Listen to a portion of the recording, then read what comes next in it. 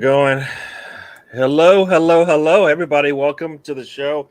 This is the trip. I'm DWTT. As you see, we've got Matt in the house. We've got Tony, got Mr. Tom. I'll let everybody have their say. I think they have a lot to say. I know Matt does. I know Tony does, and I know Mr. Tom brings it. So we are going to get it going. Good evening, good night, good morning, good day, everybody. That's probably as nice as it's going to get, I think, as we start getting into this thing. All right, so here we go. First up, let me exhale, and then we'll get this thing started. I will start here first, and then we will go. So, Arsenal lost today, and I was doing a watch along, and for probably about 60 minutes, I didn't have anything to say. Can't believe what I was watching the same thing I've seen multiple times now, probably in the last 2, 3, 4 weeks. Look at all the L's; they all look the same, and this is another one. This one, though, I think they said, you know what? Hold my beer. I got more, and they showed us they can do worse than we've seen them do in the past. It was terrible. Ultimately, really bad. They didn't look like they realized that this game actually meant something, and we'll get into some of the quotes of some of the players, and it's disgust you. I'm gonna say hello to everybody, and then I'm gonna welcome in the crew we got today, and then we'll go from there. So, BX Gunner, welcome to the show. Steven, welcome. We will be here. Lolo, they got a lot of explaining to do. Not explaining to do. Welcome, everybody. Say hello to everybody. Mark, welcome. I know Mark's got a lot of questions, so I assume he's going to be posing questions to us throughout the show. Yeah, we got a lot of explaining to do, and we'll start and let my man Matt go. So, Matt, hit it. You know, it's been a year, unlike any other year that I've seen at the Arsenal in a long time. I've seen some bad teams. This Arsenal team has to be the most piss poor team I have seen in a long time. And I have been following the Arsenal for a very long time. This manager is a used car salesman posing as a manager, and he has been doing it the last 2 years. Last year, we were told by the Arteta sexuals, we were told to judge the man in May. I'm hearing people come out today saying this is progress because we're still in Europa League. Fuck Europa League. I've told you I don't care anything about going to Jerusalem on a Thursday night on the backside of Israel. I don't care anything about that. Arsenal are a bigger club than that. It is time that we demand better from this team. It is time we demand better from this hierarchy. Gary, I talked to you a couple of weeks ago. I said, hey, let's go down to Orlando and watch Arsenal. To hell with that. I'm not wasting my money going down to Orlando and watch them play. Because if I go down there and shit is still in disarray, it's just going to be a live version of what I'm saying now. So I'd just rather just stay home, watch it on ESPN3, and just be done with it. This team is out of control. The last 2 games are an absolute disgrace. Newcastle United was an example of what would happen to us if we would have made it to the Champions League. We would have got put out by Payok. We would have got put out by Olympiacos, FC Basel, Toon, all these teams, all these other teams, FC Toon, all these teams would have put us out. This team needs surgery. For the last month, Gary, you have sat up there and you have said we need 10 players. And I said, well, damn, Gary's a little hard on that. No, Gary's right. We need 10 new players plus a new manager. They should take the contract back from Arteta and rip it up and send his ass back in the night. When we were in 4th place a couple weeks ago, get this, Gary, if I got my numbers right, because I don't have it up in front of me, but I believe we were 51 points.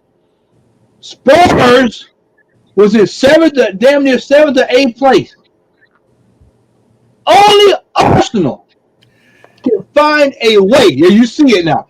Can find a way to botch that bad. I said it, and I'll say it again. I said it last week.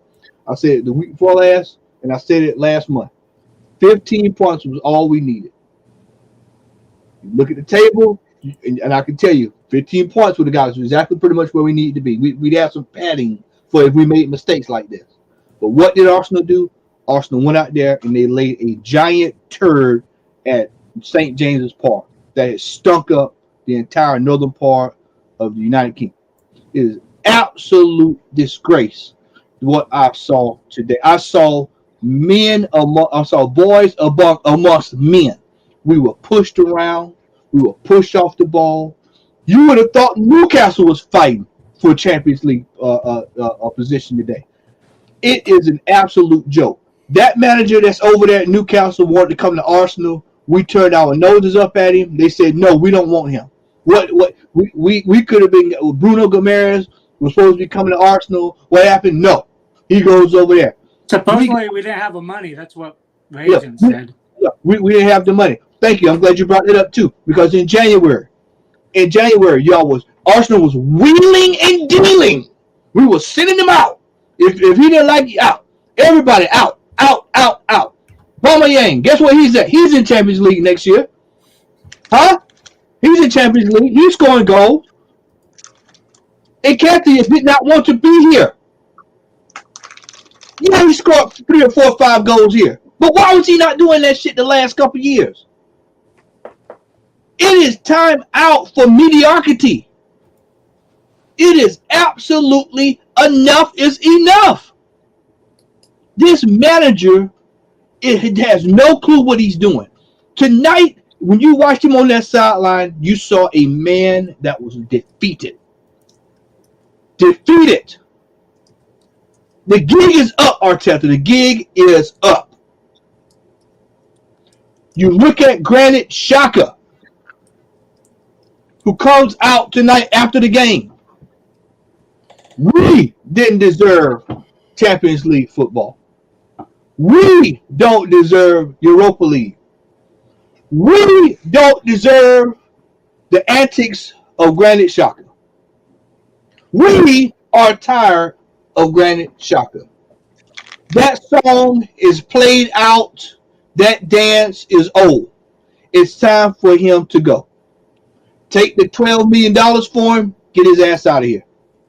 It is time to go get the mop, the broom, the brownie, the cleaner, the fabuloso, and it is time to scrub the kitchen. It is time for us to get the trash out because this team is regressing. It is going. Comrade has just joined us. We can go all the way back to the first show of the year, and I was preaching this gospel. Right here, the first year. It is time out. It is time out for the madness. And I've told y'all Arteta has no clue. I told you at the beginning of the season that we're going to have to go up this roller coaster with him. And it's going to suck.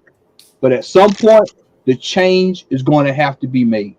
And I'm telling you, Gary, we had a chance to get Antonio Conte. He was right there. We have had 3 or 4 matches. We just had another one go to Manchester United we could have got. But we have bought into the Prada wearing, Gucci dancing, wheeling and dealing. Mikel Arteta, we have bought into him. Where go Ric Flair? Yeah, we Cadillac drive. We have bought into the process that has banged tonight. It banged tonight. Tonight it really banged tonight. Because I could not believe, Gary. I sat here. I started to call you, and I said no, because it was just like when I called. Because we really got to the Tottenham game. Because I called you at halftime on that Tottenham game, and what I tell you, I said this game is over. Gary said, "Oh no, man, we got a chance. It's the second half. We'll fight back."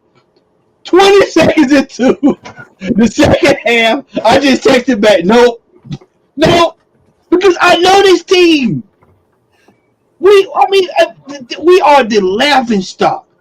I would have never thought I saw today my beloved Arsenal will become the laughing stock of English football. We are the laughing stock of English football. Did you know we had to play Luton in the Sky Bet Championship? We had to play them in the playoffs. They would put us out. That's how bad we are. Yeah. If we were playing them to come up, they would put us. We'd be still stuck down in the first in the championship. We are, Gary. I'm gonna give a little chance to rest his It's dark mind. days coming, man. Just let him keep going. It's dark days coming, man. All It's right. dark coming. I'm And hold on, let me say this right quick, Gary. Let me say this right quick. I'm gonna say this right quick. Now I'm gonna get on Leeds because all Leeds had to do this weekend was stop Mr. Tom's face. Danny Welbeck of all people. When I sat in my chair and I watched Danny Welbeck score, I started to call you did too, Gary. I was like, did you see that? The man couldn't hit the side of a barn for us. And it goes, and all of a sudden, just somebody just find a way to score a goal, and that leaves us in all kind of trouble. And then they can't score. And then they wait all the way to the last 4 minutes to play like they should have been playing the entire game. But that's a whole other topic later on. But Arsenal are done. Yeah, We're done. We'll continue on. I'm just gonna say hi to everybody. A lot of people have joined us. Mark has joined us. I see your questions. We'll pose those questions to the panel as we move along. So if you don't see it, just remember I probably have started it, and we will bring it up. I know Mark's got a couple. Urban Ghost has got a couple. Welcome to the show. Econoplast class has joined us. Welcome. Like I said, Urban Ghost is here with us. We will continue on. Steve Denham has joined us. Welcome to the show. So is Stan. Stan's joined us down there. Stan, well, I haven't even finished what I got to say. Stop interrupting me. Sorry, Tony. As you see, Stan has joined us. Stan, we haven't even got through our intros yet. Off, Tony, you messed it up. The pyros were just about to go off. The music was cued. Yeah. Oh, well. So we'll get to everybody, but we'll start with Tony. Let him have his say, and then we'll continue on. Stan, you might have to wait a little while. As you see, we're like 12 minutes in, and the only person who's really talked is Matt. I'm enjoying listening to what everyone has to say. All right, so here we go. Tony, let it go. Well, started off in November and December saying we needed to win the games we should win. We did that. We got to January. Said we needed to reinforce the team. We didn't do that. Instead, the biggest mistake we made was letting A&M and Chambers go, because they could have filled in any of the positions where the players got injured and are out injured now. I don't want to hear that Arsenal didn't finish in the top 4 because players got hurt. No, we sold players. We could have reinforced in January. Instead, we sat on our hands and did nothing. We could have had the second goal scorer today, but we didn't want to put out the money for him for whatever reason. We had $70 million to go out and spend on a striker, but we didn't have $30 million to go out and spend on somebody that would really help the team. Doesn't make sense. Then I got to the point where there was 14 games left in the season. I said if we win half of them, we'll be in the Champions League. Now we've won 5 out of our last 11. Good chance we only win 5 out of 12 because we've only beaten Everton once out of the 4 times that Arteta has been our manager. Today, everything was on the line. Team came out flat, like we've seen them do numerous times. Only time we've really seen a complete performance this year was when Arteta wasn't there. He had COVID. He was gone. There's no excuses for us to be where we're at. We had it in our hands starting in January. We didn't make the moves we should have made. But we are still in a position that is in our hands, our destiny. Spurs, that was always going to be a toss-up game. Never know what's going to happen. But 14th placed Newcastle, we should beat them. Instead, we came out with a stale performance. Nobody seemed to care. And at the end of a game, you get Zaka saying, didn't listen to the manager. This isn't the first time he said it. We've had Lacazette say it, that we didn't listen to the manager. So either they're confused on what the manager wants or doesn't believe the manager's tactics are right. But it doesn't seem like the players drop tools. It just doesn't seem like they're as motivated as they should be or know what the fuck they're supposed to do. It shouldn't be that difficult. You go out there, you put people in the right positions, you go out there and play with all your energy, especially when Champions League's on the line. As Stan has mentioned numerous times, their £500,000 bonus for each player. I think if I had a chance to go get £500,000, I'd go out there, balls out, bust my ass. Don't care what ache I had, I'd go out there and try hard. One leg and all. Team did not come out and try hard at all. They were stale, like we've seen numerous times this year. The teams that have beat us are the wrong teams, especially the last 2 months. The culture is all wrong from the top to bottom. That's why at first I wanted an experienced manager like Simone, or if I were to go with somebody with little experience, I would have went with Vieira. Either one of them would have changed the culture top to bottom in no time. You see what Simone does on the sidelines. Sometimes it looks like he wants to go out and strangle his own players when they're not listening to him. We had Emery. The board didn't back him. He has way worse players than we do and went out there and got to a Champions League final this year. We got the quality of players. Just for whatever reason, the culture isn't there. We don't want to put out the fight that's needed. The manager never has a plan A. To me, I haven't seen any progress with him. In-game management, still shit. Player management, still shit. I can't think of anything that he's improved this season. To me, we haven't really progressed. There's a reason we finished 8th last year. We kept persisting with Aubameyang when we seen it wasn't working. We seen Smith Rowe and Lacazette were working together last season. And every time Smith or Lacazette or Pepe would get on a goal run or assist run, guess what? They got benched. We still not finished 8th last year. All of us had us 5th to 4th to 3rd last year. Arteta dropped the ball. It's why we finished 8th. It's not progress. We finished there for a reason, and that's Arteta. Erectile dysfunction is the best way to describe this team. We are ripped. Yep. Yeah. No, I mean, I said this when I was on the watch along. Basically, you know, how many times do you let a striker with a sitter miss, right? Before you realize, you know, it's not going to work. And I've always said I'm not Arteta out, Arteta in, I'm Arsenal in. This isn't Arsenal. This isn't what they want to do. So if that means Arteta has to go, I'm fine with it. But this isn't good, right? This is not good at all. How many chances are you going to get top 4 and keep continually missing out on it? And that's what we did again today. And we still have a multiple chance. times, Gary. And we still have a chance to get it, right? Come on, bro. After all this crap, we still have an opportunity. Embrace the dark side. Yes, come on, yes, man. It's coming. I'll let Stan go before. I'll let Stan and Tom go. Tony, come on, man. Tony, come on, man. We'll get there. We'll get there. Nah, but we will. I'll get mad and madder as we continue to talk, because we'll be talking about Arsenal. But like I said, you know, this contract, I think, is the contract curse is here. We've seen it. This is what it looks like, and we'll let. I think you just made an X sign, Mr. Tom. I don't know what that means, but that also. No, I was doing BX because of BX's comment. Yeah. Oh, okay. I saw the X. I didn't see the B. I'm acknowledging the comment section. Yeah. Oh, we had an injury in the ring. All right. Well, let's Stan go. Like I said, welcome to the show. Mr. Silva has joined us. Welcome. Hopefully, you can stay with us. If not, you'll see the replay in the morning.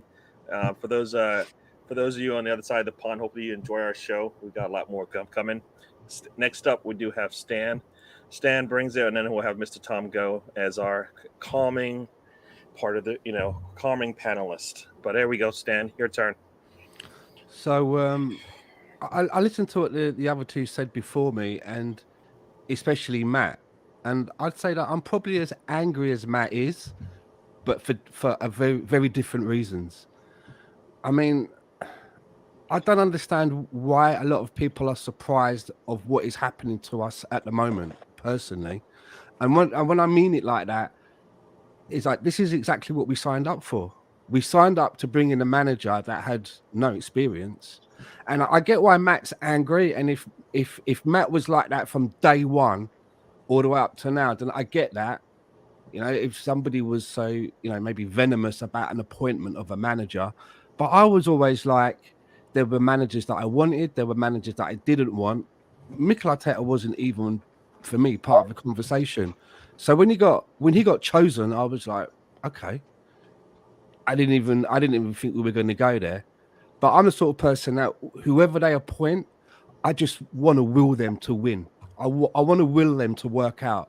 For the simple reason is, I look at Manchester United after they lost their legacy manager, and it's just been a revolving door. They've tried everything, and it's just not been able to work out. They brought in people like Mourinho, they brought in people like Louis van Gaal, all different styles, professionals in their own right, and it's just been a revolving door. So even when Emery got appointed, and I was like, who's this guy? In the way that, the jokes that were made about him, I still wanted him to be successful because it meant that the club would be successful. So for me, the minimum requirement was always to finish and qualify for the Europa League. And we've done that. Everything else for me was going to be a bonus. But I've always felt that we all signed up for Project Youth. And when everyone signed up for Project Youth, they were like patting Mikel Arteta on the back like it was like this new thing that we're going to try. And I remember saying on other podcasts, haven't we been down this road before with Project Youth under Wenger? With players like Denilson and Kieran Gibbs and other players like that. We all signed them up on really expensive contracts so that we could keep them and make sure that they wouldn't get poached. However, it all backfired. Turned out they weren't good enough and we couldn't get rid of them because we priced them out of the market. So we've gone down the same road. So I was scratching my head and thinking, so maybe these youths are better than the ones that we tried before. We've done this before. It's almost like fashion, isn't it? When flare trousers come back in, you're like, oh, my mum used to wear these in the 70s. So we've been down that road before. So I'm like, you look at the clumps of the way that we've lost games, right? It's been clumps of threes, isn't it?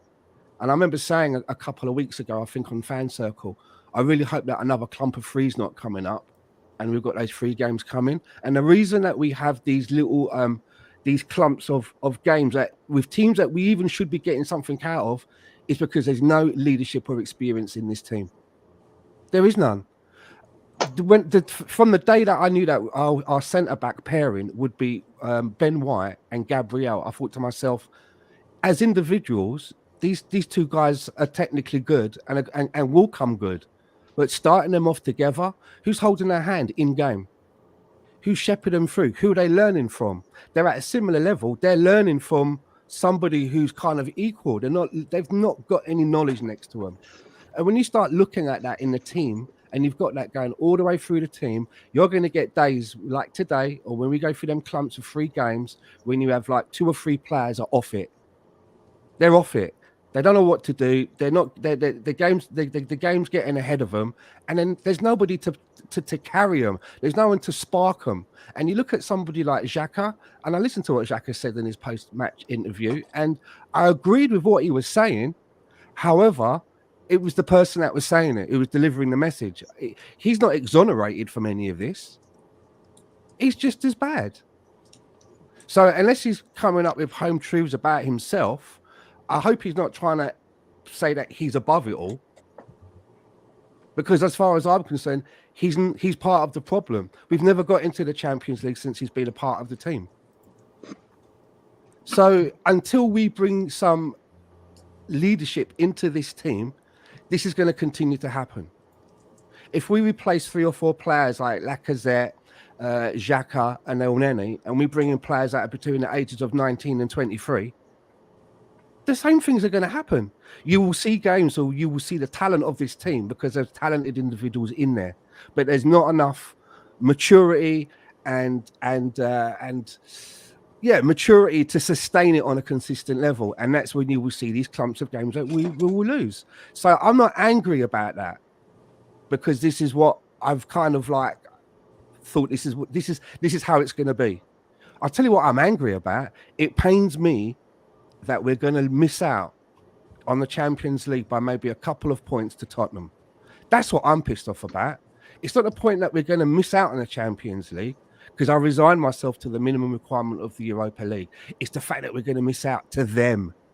That's what makes me feel sick. So that's where I am with it at the moment. Even though there is an opportunity that we're still not out of this, Norwich, Tottenham, that's going to, the football gods are going to have to really be smiling on us. So I'm angry, but for different reasons. I'm angry that we could have gone into this game, 5-6 points better off. We didn't lose the league today. The league was lost some games back. Those clumps of 3 games that we lost. That's where we lost the league. The league was lost in January. It was lost long before that in my eyes, because I always felt we started out this thing behind the 8 ball. But we will I'll let Mr. Tom go, and then I see a lot of comments that I think we want to touch on. Plus we'll start with the X-Man first. His comments we'll go around the horn on that one. But yeah, like I said, for me, those chances, those sitters that we had, whatever you want to call it, they take a little bit of precision and skill to get there, and we didn't do that today. Like you said, I'm not surprised, but I am disappointed. And just because top 6 is a good thing doesn't mean you don't try to get more when you can, when it's put in front of your face. If that's not the case, then you know what? Don't play. That's why you don't play football for 90 minutes, right? Because you might have a chance to get something out of a match, but if you don't play 90 minutes, guess what? You never have a chance. And that's what we did today. We had all the chances in the world. We had 90 minutes to figure out how to get something out of this game, and the team didn't look like they wanted to be there from minute 1. And as somebody said before, once we went up 2-0 against Leeds, we haven't been the same team since. And we've kind of just shown that, you know what, if you want us, you can take us. And it's been really poor. And some will say it's all the players. I don't think all 11 players that came out today and played, that was all on them. I don't think they had the right mindset coming in, and I think that started after the game. That started in the middle of the Leeds game. I mean, we saw that started in the 3-game losing stretch that we had. Started before the season started, Gary. Right? Wrong culture. Like I said, it started a long time ago, and that mentality, that fire, that playing for the bad stuff, they're not. They can't they can't put their hands on their chest next week if they win. What they did today, what they did the last 2 games, come on. Are you seriously saying you're playing for the badge next week, but not? But we know that they two can games? be better than that. We've seen it. Do you know what I mean? We know what the level can be, even though I think that we're still short in a couple of places and the quality's not there. We've still been managing to do some good things. But consistency-wise, just not up to it. There's no way that I think players like Martinelli, Emil Smith-Rowe, even Saka, for example, should be playing as many games as they have been playing, as good as they are. If we had a bigger squad, there'll be certain times when they'd be taken out for a bit and then put back in. That's what happens. But there is nobody else. So they're carrying the brunt of it, and they're showing it now. So and, no, it's fine. I sound like a broken record, and anybody who's listened to me will know I keep saying this. Emil Smith-Rowe, Saka, Martinelli, even Erdegaard. If we were a Champions League team today, they'd be on the bench, and everybody would be like, "I want those players," because when they get an opportunity to play, they'll be playing with better players, and they would look even better than they do today. And today they look really good. I was just thinking about this. Aubameyang has as many goals in the Premier League as that team that we just played tonight has at their striker position. And we've got 4 players with at least that amount. How in the world do we look the way we did today? I don't care how many injuries or whatnot. Nah. That's a really big excuse. 11 players came out today and none of them wanted to play. None of them. Nobody wanted. I said to myself, will somebody please speak up and get these guys' heads right? Nobody. Even when a foul happened and I saw Ramsdale screaming, I was like, oh yeah, maybe this is the time. Maybe this is the one that's going to trigger them and get them spark the light, the fire underneath this team, and they're going to wake up and do something. Nope, nothing. That just went by the wayside. The only player that I remember having any kind of like fire and trying to talk to everybody was Gabriel. Because I remember me and my missus came into the front room at that point, and I remember saying to her, you know what, he looks like he's got like some captaincy stuff about him. I remember saying that to the missus, and he was fired up and he was talking and gesticulating to everybody around him, you know. But that was all I saw. Yeah. And before I'm gonna say hello. Hello to everybody in the chat. I think everybody is here. I've said hello to. So if not, let me know. But I will let Mr. Tom go, and we'll see what he has to say. I know he got called out for a second there, but let's see. I think he's getting his knuckles are cracking. The dungeon is ready to go, and let's see. Let's hear it. Gentlemen, welcome to Misery Town. The town where your expectations are never met and all your standards are never lived up to. That should have been the opposite way round, but anyway. And just welcome to needing a result and not getting it. I'm used to it personally. I'm just, but seeing other people sharing it, the shared experience of my team not doing well, and your team not doing well, it just warms my heart. It really does. But because of that, can you beat Everton on Sunday for me, please? I doubt it. They'll probably be. What's our record against them, Tom? We hadn't beat Everton since he's been a manager, if I'm not mistaken. I think we might have beat him one time. Yeah, I think he's one out of 4 tries, something like that. Oh yeah, he's working back door for Everton anyway. So, even if we still go down, just beat them. Well, I want to say we'll try, but I don't know. This team did not show it today. Did not show it at all. I'm going to go on all the Crystal Palace fan channels and the Newcastle ones as well and beg them to play well against Burnley. So don't think I'm just picking on you guys. I'm going to do the rounds. I'm going to make sure of it. But I seriously, man, I need a result there. I don't want to be talking about Luton because Luton lost in the playoff semi-final. So I know for a fact we're playing Luton next year, probably. I don't want to play Luton. Just come on. It's like we don't want to play on fucking Thursday nights. He missed it. He was grabbing his head and everything. He's losing more hair. He's gonna pull his hair out. It's frustrating because only on Sunday could the Brighton goalkeeper play like the world's greatest goalkeeper. Yeah, it didn't go well for him too at the end, but we had the chances to win that in that set. First half, atrocious, shit, embarrassing. Every adjective you can think of that means bad was Leeds United on Sunday. But second half, complete opposite. Fight, grit, want it, tell. They knew they needed a result. And I know Matt feels the point was bad, and of course the point ain't ideal, but the point meant we can't actually be relegated until Sunday. So, yeah. And that team can't claim fourth place yet until Sunday either. So we got that in our case. You can still get fourth place if Tottenham lose to the worst team in the Premier League. I mean, that would just. I mean. All right. So this quote came up, and this is from our former fearless leader of the squad, and we've seen this from our previous captain of the squad say exactly the same thing after a game. Once again, we come to play a game and we're just not prepared. We don't deserve anything that we're getting. And I hope he means I would have taken this a lot better if he said, I don't deserve this and I'm a part of this. Because he's saying he's a leader. He's a leader of this squad. I don't care what anybody says. He doesn't wear the armband, but Arteta believes in him more than he believes in probably any other player on this pitch. Is So when he you say- 35? No. He's Right. he's still like 28 or Didn't know if something. he was the 35-year-old that he's referencing. We don't have any 35-year-olds. When he That's very says, cheeky when he of him. says I don't know why we didn't listen to the coach. Well, he's part of the team.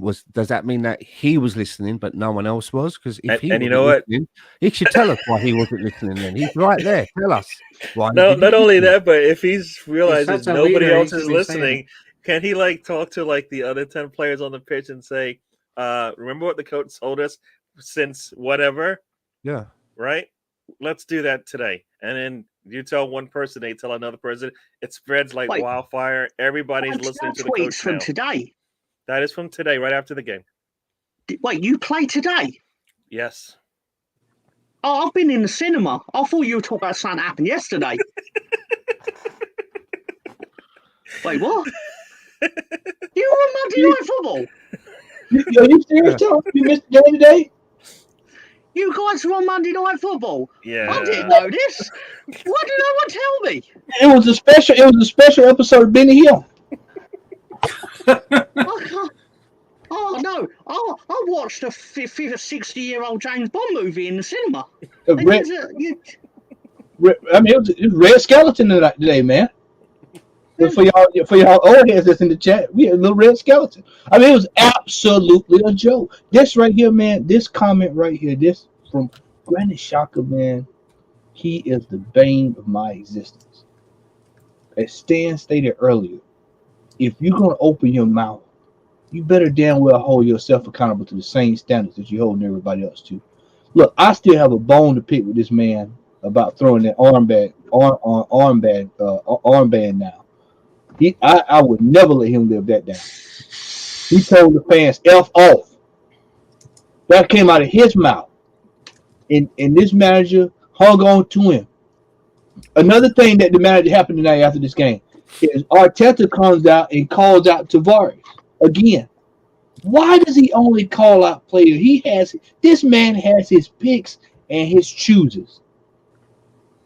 How about calling yourself out, Mr. Arteta? Did he? Can I just ask you a question there? Because I saw because sometimes there's like two post-match interviews. I saw one, and the interviewer asked him about the throwing, the second goal, and he goes, and did it start with the throwing? And then he said it started from that or something. Yeah. Is that what you're talking about? That's it. Yeah. And I'm just like, what should he have said then? He should have said. That's good. He should have said, we have got players on this team that cannot execute a throw-in. Gary's laughing. We have grown men who we're paying $65,000 a week that cannot throw in the ball. Hector Bellerin. Yeah. He's over here. He cannot double that, doesn't he? He's coming back, by the way. He's on his way back. I just want to throw that out there. We'll save all that talk because there are some questions about players. So let's save that. I wanted to talk about with throw-ins while we're talking about throw-ins. No, you can go ahead, Tony. Go ahead, Tony. Do you know how many foul throw-ins we've had this year? 7. 6. And it leads that the shouldn't league. be happening. There's 6. That should not happen at Premier League level. But you shouldn't have 1, let alone 6. Generally, they don't check, so they must be really bad because, like Trent does it every week. Trent throws the ball with one hand, technically, and gets away with it. So for you to get caught out 6 times, that's pretty. So someone would say that's a conspiracy theory at its best right there, because if like 6 is like really abnormal and we're getting it, and everybody else that you can probably show video on doing the same thing and it's not happening, what are they paying attention to? I mean, in the game, Erdegaard gets taken out, knocked to the ground. The official looks at it. He's standing there. He has to look at it because it's right where the ball is. Turns his head and goes the other way. Not until we get the ball back does he then, oh, wait a second, we got a player down. He throws it like that, like basketball. I don't know. Anybody got anything else to say on this one? I know this isn't our favorite guy. He needs to go. He needs to be moved out. It's time. It's time to move on from him too. It's Not a time. coincidence, no Champions League since he's been here with us. He's Do been you, here. do you think he'll fancy playing in the championship next year? Hey, You can take him. yeah, y'all can have him. If he's that He'd disgusted with fit everything, in. then, You've seen our disciplinary record. I would say if he's so disgusted with everything, by the sounds of it, then he knows where the door is. I'll open it for him. Yeah, it's time for this guy to go, man. He is the most arrogant jackass that I've seen in a very long time outside of Arteta. I mean, he is an arrogant ass. To try to Stan said, rise above. Oh, that's that lot over there. That's not me. I'm not involved with that. Like, who the hell are you, bro? That's like when he was explaining why he said "fuck you" to the fans and "fuck you" to Emery. He said the fans made me do it. He took no responsibility. The entire or any stadium was not for it. screaming at him. And even if they were screaming at him, guess what they were saying? Get off the pitch. We got a game to play. That's what. I know they weren't booing loud until he went like this. Then they're like, "Get fuck off it." the pitch. You know we're trying to win a game here, aren't you? You're supposed to be a team player, a leader." There was 30 fucking minutes left in the game. Or 40. You hear his disciples trying to say I think it's for 56 minutes. How other players have had more yellow cards than him, and that's when you have to point it out. That's because Xhaka doesn't do double yellows. He just doesn't. Hey, did anybody straight to the bank? People forgot he's not playing. He's not playing against Everton because he got his card tonight. So I think they reset it, and then they reset it at a certain time. So I think he has to. He would have. They reset it after 32 games. Yeah, so I think he's good. So he gets to play. Sorry, but we do have some comments, so we're going to get into those. Let's get into this view here. I did see a couple of people joined us recently. Why not? Sentiment. I'm not going to say your name. I'm not going to say it the way it's spelled here. At some point, you're not going to have to. Hopefully, you won't be able to use that soon. But it's not going to be this season. It's probably not going to be this season. So we're probably going to start next season with the same name. Damn it! We had a chance.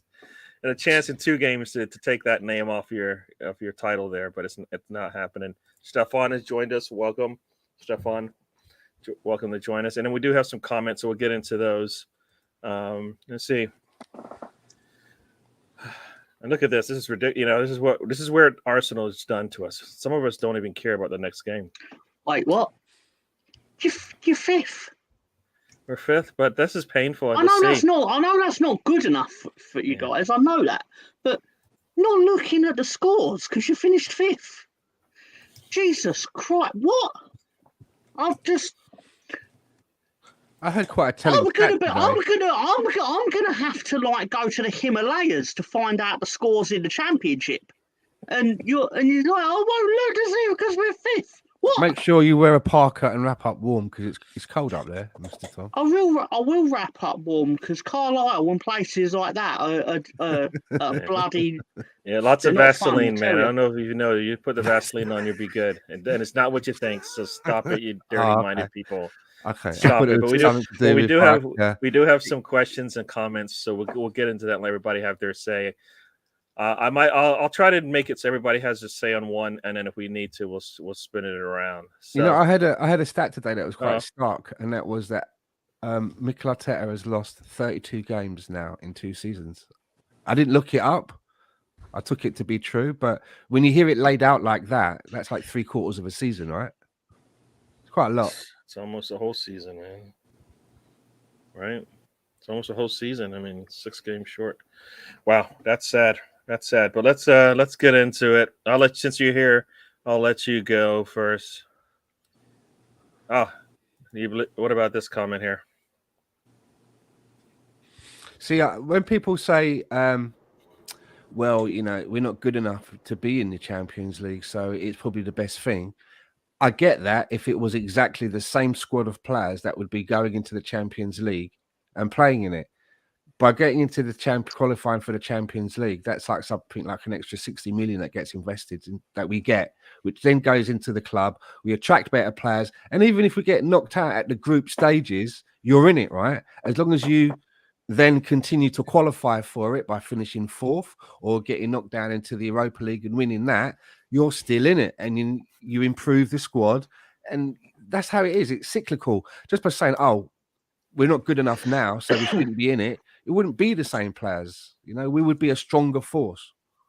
I know I hate hearing that because Spurs got Let in me- Champions let League, Mr. then they went to Pump the go fucking first. semifinal. He put his hand up. He put his hand up first, Tony. No, I'm sorry. I'd like to address that because, from my limited knowledge of European UEFA and European football, I'd be very surprised if this wasn't the case. But even if you lost all 6 games in your group stage in the Champions League, you will probably get more money than if you won the Europa League. Yeah, something like that. Like, it wouldn't be far off if that is not the case. So, Winning the Europa League, the prize really is getting into the Champions League, right? of course it is. Of course it is. That's what the prize is. But even if you get knocked out after the group stage, as long as you can get back in it again the next year, you're still in it. You're still generating that extra money. You're still then improving the squad. Next year, you might get to the first round, you know, just outside that. And then the next year, that's what you're trying to do. So cutting off your nose to spite your face now, I'm going, oh, this team would be shit now. That's not how it works. I'd want my team in it, knowing that we'd get pasted every second Tuesday or Wednesday. I'd be thrilled because then we'd be able to pay off the American we're probably going to sack in about 3 weeks. I heard you.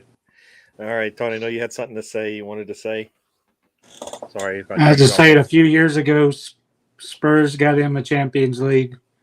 They were finished just like 1 or 2 points ahead of us. And they get to a fucking Champions League final. You don't know what's happened to it. It's a lot of luck. You seen what happened with Emery's team this year. They're 7th in Spain, yet they make it to a semifinal of the Champions League. It's all about just luck. It's a little bit about having players bought into it. But then you go look back at the players we had when we were in the Champions League. You had Squasilis and all kinds of players that were utter shit that would be cut from this team. The team is not near as bad as people say it is. We got the players. We lack the depth. But we were filling those type of players in group stages and getting out of it.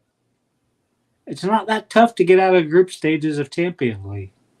If we can make it to a round of 8 or semifinals or something like that, it's a different story. But we'll progress in the Champions League. We got the players. Like Stan says, the money's there. Then after next season, more money's there because there are 10 fucking group stage games instead of 6. So we have to be there next season. I hear you. And since you know what, since you're here, I'll let you answer this question here, and I'll try to give everybody their own question. Do you think Arsenal has a better chance in Europa League than the Champions League? I mean, there's less quality there, but it's still the drain with squad of energy. I'd rather be draining my energy going to nice places in Europe instead of shit holes like Matt says on Thursdays. I don't want to be going to those places. But instead, we are. Yeah, we could probably go far in Europa, but we all already seen we blew the final in Europa, but we blew a semifinal in Europa. So it doesn't really matter to me. I'd rather get Champions League money, get a better quality of players, so we're increasing the strength of a squad. Instead, we're stuck here in this quagmire, not good enough. Needing a lot of players. We need 8 to 10 players. It's not going to happen in this fucking window. It needs to. We're not integrating academy players. But that's what Champions League group stages are for. It's what Europa's for, to get those players, to get experience. Under Emery, you had Martinelli, got 10 fucking goals in Europa. His first season. Let me throw this out there too. Let me throw this out there too. We watched. I want people to understand. You know, wait a second. I can't. I just did it to Tony. So I'm gonna have to make you hold that thought. No, go on. Let Matt. Go on. All right. I want to say, because this was a season we did not have any European football. We were put out of. I want to put this in perspective.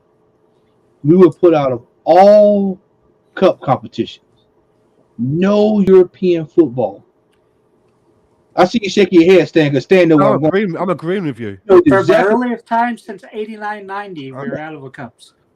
we could not get the job done with nothing to worry about. So when I hear people, and I listen, we go to Jerusalem, we go to Israel, we go to Kumbaya. I mean, it is what it is. But can you imagine the madness that will be next season under this manager's tutelage? And we've got all this. We barely have a team that we can.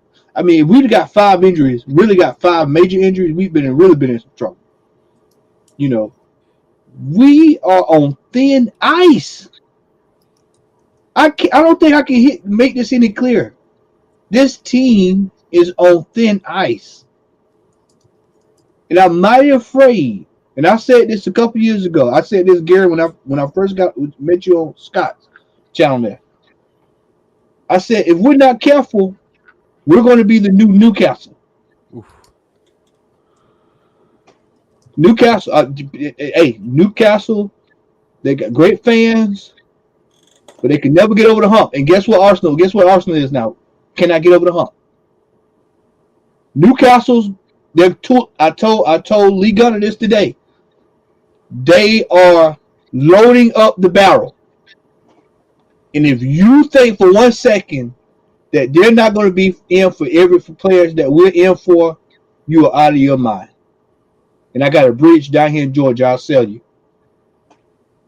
Because they are going to be cutting checks left and right.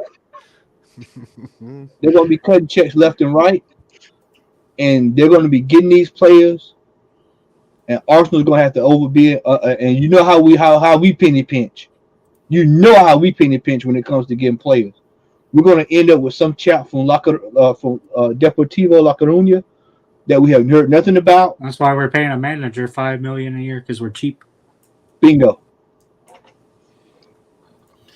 Can I say something about that question?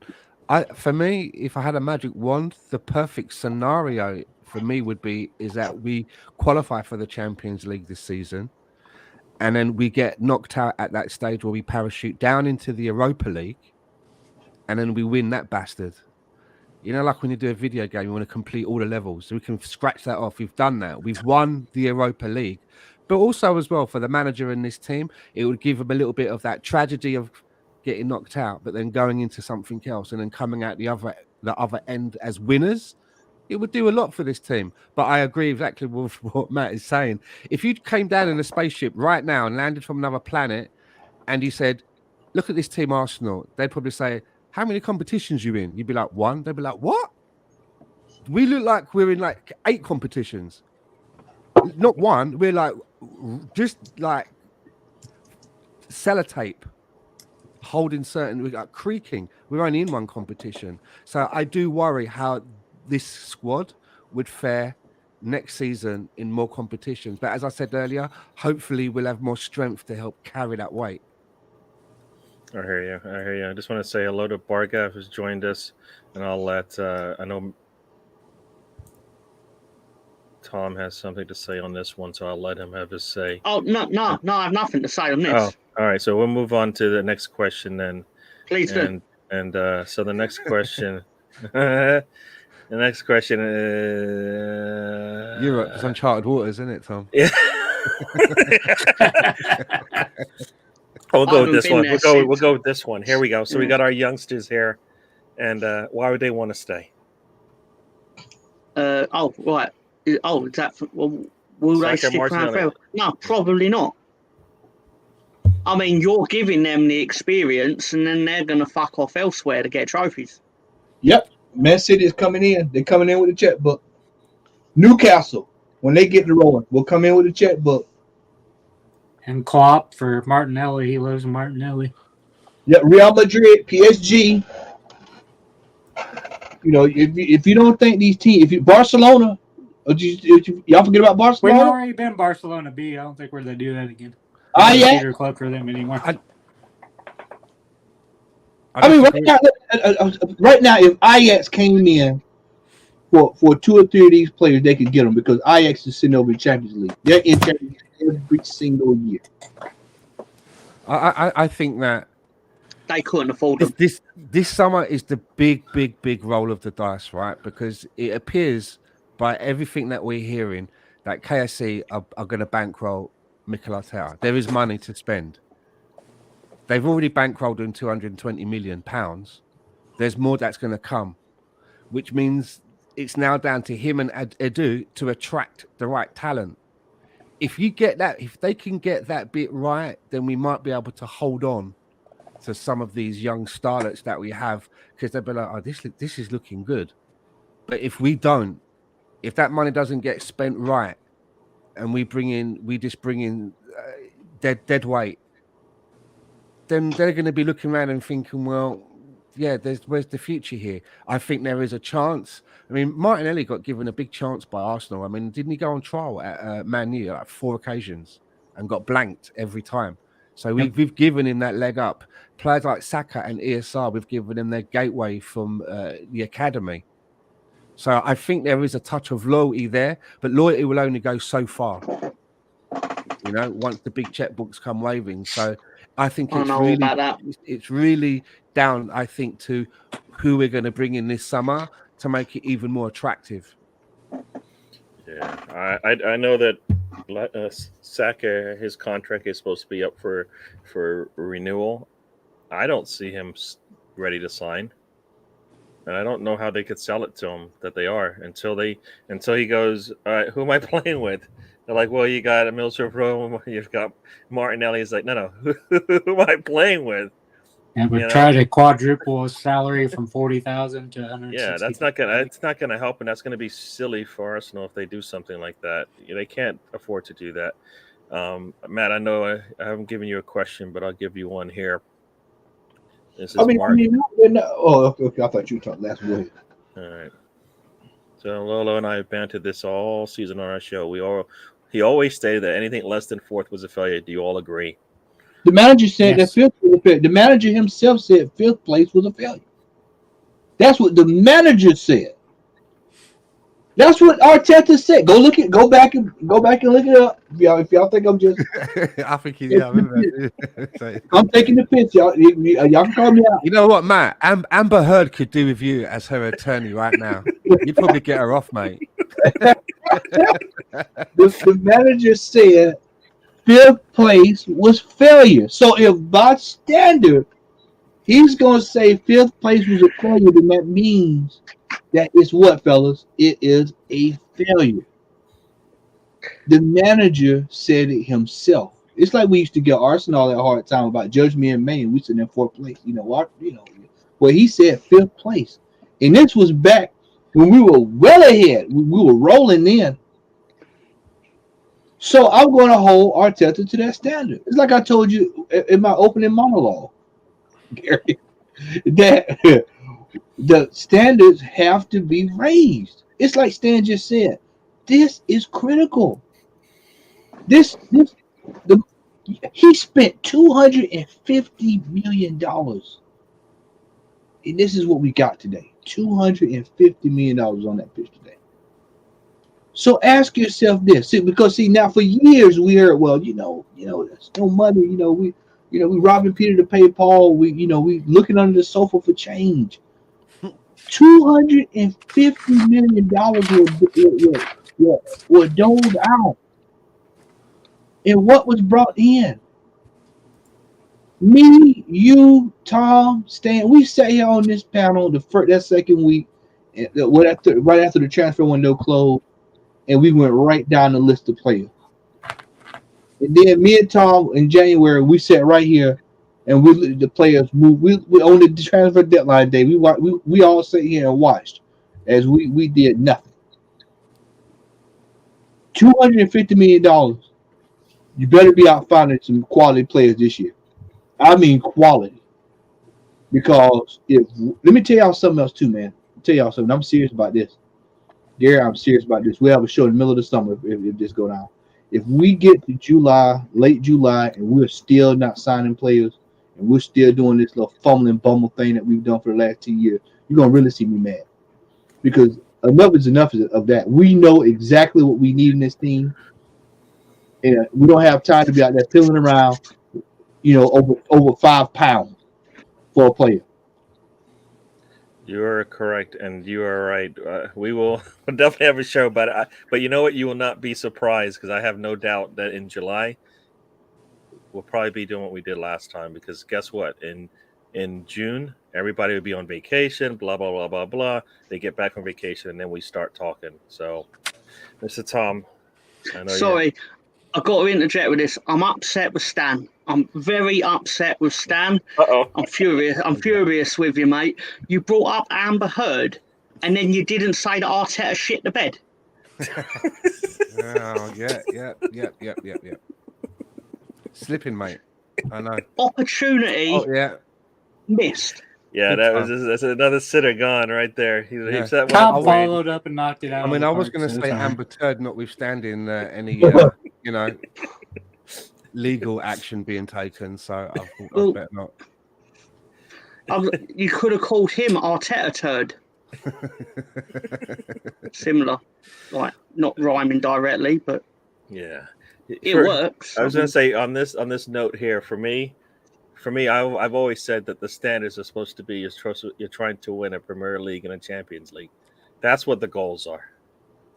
That's what the ultimate goal, and that's a goal that Arsenal should have because Arsenal's won the Premier League. So that's not something they haven't achieved, not something they have not seen before. As a fan, for me, I haven't seen it. I haven't watched the season, and at the end of it, we've won it. I know a lot of you have, and that's been pretty good. I have not seen it. I'm hoping to do that at some point. But the goal should always be to win the trophy at the end of the season, to put your hands on that trophy, get that medal, whatever it is. And Arsenal's done it. They haven't done it in Europe, but they've done it enough times that people qualify them as a top team. When they even bring up, I heard it was on a show today, they were talking about top managers. Wenger's still in there, right? You can't keep him out, but he's not at the top of the list. But you can't keep him out. He's done more than enough. Premier League has been pretty good. So for me, the standards are always being the top.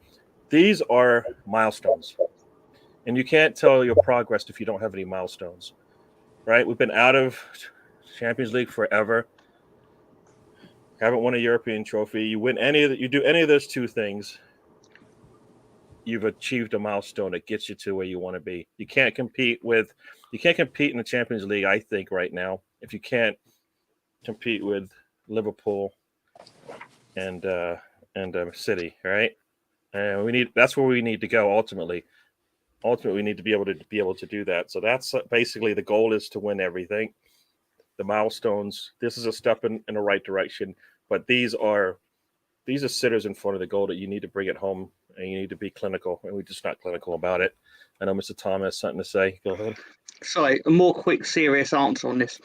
I think if you asked yourselves this question in August, me personally, I'd be more inclined to say that 5th would be not ideal, but more acceptable based on your previous finishes.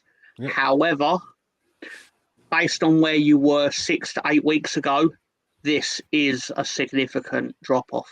Yeah, and it's not good enough. Yeah. No, ultimately, you can't put yourself in this situation and not at least look like you're trying. I think it's one thing to say, you know what, we tried and we didn't make it. There's no way in the last 3 games you can say this team was trying at all, right? Like, and you can't say the crowd wasn't behind them, because I know our crowd was screaming for them to get something out of this game today. And at the beginning of the last game, they wanted us to get something, and to finish off Leeds, they were going to do it. Didn't happen. Let me just say hello to some people in the chat, and then we will continue on. I know, like I said, can I answer the question when you finish? Yeah, yep, you can. Stephen Featley is in there. I don't know if that Steve wants to join us, so I will check that out and see. We'll have another one to join us, and I think we will. Let's see. Oh yeah, he does want to join us, so maybe I'll send him the link. But yeah, Tony, you want to answer on? Is it this question here you wanted to answer on? Is that the one? Yeah, on the Champions League. Oh, on the Champions League one. I moved it. Go ahead. I'll let you talk. To me, with European football, top 4 should always been the target.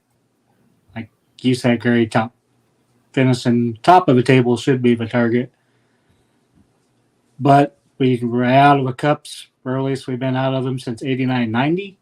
Do you go back and look at history when the top teams are knocked out, like 2015-16 when Leicester won? Chelsea finished 10th. Liverpool finished 8th. The next year, Chelsea won the league. Liverpool finished 4th. In 2016-17, Man U finished 16th. Next year they finished, or 6th. Next year they finished 2nd. And going back to Stan's point on identifying targets and such, we screwed up this winter. We could have had Gameras. Instead, he scores the second goal today, and his stats are 73 touches, most, 49 passes, most, 12 passes into a final third, most, 8 duels won, most, 8 ball recoveries, most, 3 tackles made, 3 fouls won, most. And let me guess, most? Oh, okay. Yeah. 2 chances created, 2 clearances, 2 shots, 1 goal. Is that a mic drop? Yeah, that's the mic drop. Yeah, That's me dropping my phone. But I think, man, well, he's got it. Oh, were you just moving your hands around? Oh, you're muted. So let's hear you. You're muted, man. I was just dropping the mic with Tom, man. Yeah. With Tom. Miss Melina, hello. How you Poor doing? Tony. Poor Tony. All right, we What? got maybe Steve will join us a little bit. So I guess there's another question that did come up. Maybe you guys want to. So here we go. So we have now. That's on the manager. That's easy. That's on the manager. Man, look, man. If you know you got listen, how this Champions League is on the line. This is the difference in Paulo Dybala and Ryan Fraser coming to Arsenal. It's like the last 2 games.